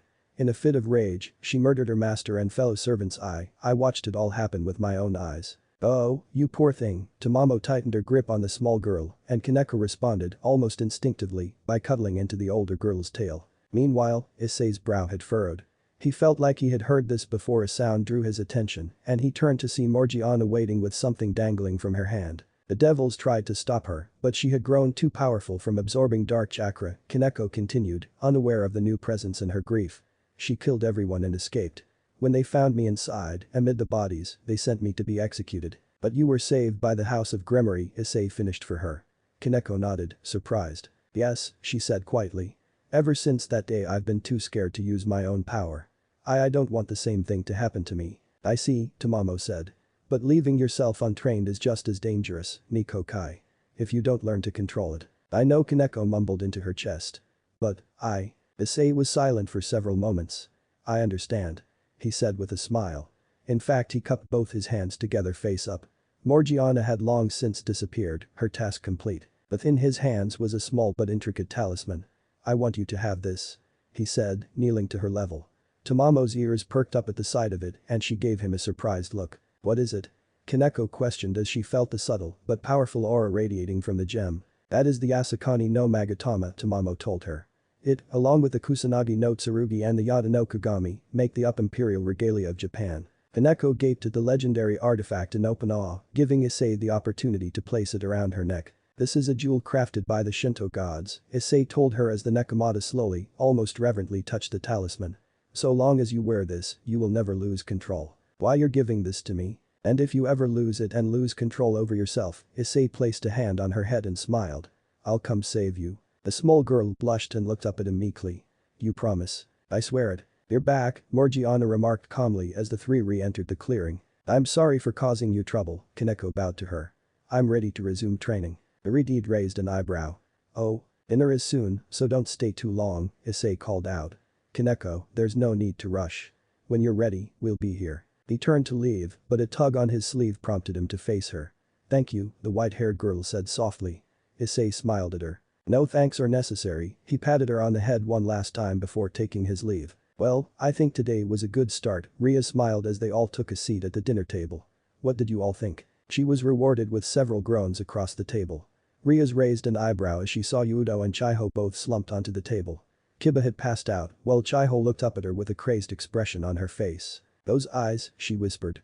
Oh, God, those eyes. Ria's glanced at Suzuki to see the ninja calmly polishing a kunai. Gyufu, Akeno chuckled weakly. I don't think I've ever been this exhausted before. That's good, Ashiya nodded. That means you trained to your limit today. Keep it up, Akeno-kun. The black-haired girl winced and muttered something under her breath. Ria shook her head in amusement and turned to the blonde girl sitting across from her. And how did you do today, Asia? I think I did well, the nun beamed at her. I learned several ward spells and counter maneuvers. She really does bend with the wind, Kaloriner nodded. Ria smiled and turned to see someone unexpected. Sadie Knight, correct? She questioned as she saw Saber sitting next to a now awake Kiba. The blonde girl nodded. Ara? Akeno said, cocking her head. You look so much like Mordred Dono. You wouldn't happen to be King Arthur, would you? Ria's eyes widened in realization. She quickly turned towards Kiba and to her surprise, the boy didn't react. Shocking, isn't it? Kiba chuckled, rubbing the back of his head sheepishly. I think she prefers going by Saber, though. Saber Dono, then, Akeno smiled. It's quite an honor to meet the original wielder of Excalibur. Riaz watched carefully as Kiba stiffened before sighing and closing his eyes. She smiled, switching her gaze to Kaneko, who almost seemed to be clinging to Tamamo as she spoke to Morgiana about their training. Thank you, Issei-kun. Wait a moment, Saber said politely. If we are all here, may I ask who is cooking? Everyone glanced around in surprise. Riaz smiled. Oh, Issei-kun said that you all worked so hard today and that he would take care of dinner. She explained. I couldn't argue with that, so I let him cook for us. The silence that followed was deafening. Be what Suzuki demanded hysterically. Tamamo and Ashiya leapt to their feet. Master can't cook. The fox shouted in a panicked voice as Ashiya seemed to be on the verge of hyperventilation. Even Mordred is a better cook and she's British. Boy. Mordred growled, though she too had gone pale. Morgiana meanwhile had curled into a fetal position, muttering happy place under her breath. Riaz opened her mouth to speak but was cut off by the terrifying sound of some kind of apocalyptic creature shrieking in rage. The door to the kitchen opened and Issei's head poked in.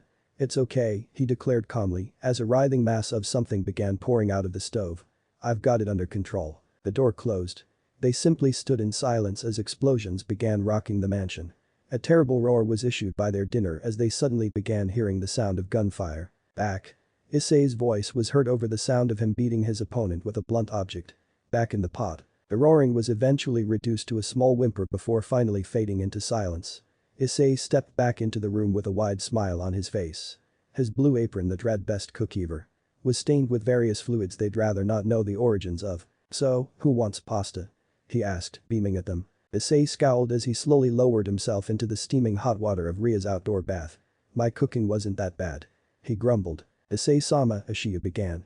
I hate to say it, but it's horrible, Kiba finished. After the calamity of Issei's cooking attempt, Issei's girls and Ashiya had taken it upon themselves to make dinner, while Issei himself had been bound to his chair with enchanted rope to prevent him from helping. And while the brown-haired boy had been miffed, it had most likely been for the best.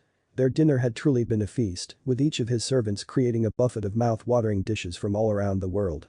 After over a month of cucumbers, Issei had nearly died of sheer bliss. Then, with full stomachs and high spirits, Riaz urged everyone to take a nice, relaxing bath. Issei was about to retort to the other males' jabs when they all heard the sound of the onsen sliding door being opened. Oh, master, a familiar voice called out. Issei spun around to see Tamamo, clad in nothing but a tiny, white towel, leaning against the doorframe in a very provocative manner. Tamamo? He gasped. What are you doing? There are other people here. Manjikyu, a cool voice said from behind him. Kamui. Issei spun around once more to see Kiba and Ashiya shouting in alarm as they both fell into a pitch-black void, courtesy of a towel-clad Suzuki. Not anymore, Tamamo purred as she stalked over to him. Moo, I worked so hard today, master. I think I deserve a reward. Hold up, Fox, Suzuki growled, her eyes still a blazing red color, with a black six-pointed star within each of her eyes. We had a deal. I changed my mind, the fox sniffed, pressing her shapely form against him. Why you? So this is where you were, a smug voice called out. They all turned to see Mordred leaning against the doorframe with Morgiana standing behind her. I grew suspicious when Suzuki disappeared. But when I realized that this horny fox was gone as well, there was only one place to look. Like Tamamo and Suzuki, they too were clad in nothing but towels, but thanks to their smaller assets, the towels preserved much more of their modesty than their counterparts. No one asked for you? Suzuki snapped. Tamamo nodded in agreement. Go away. Mordred merely grinned at them. I don't think so, she said lowly, as she pranced over to them, Morgiana not far behind.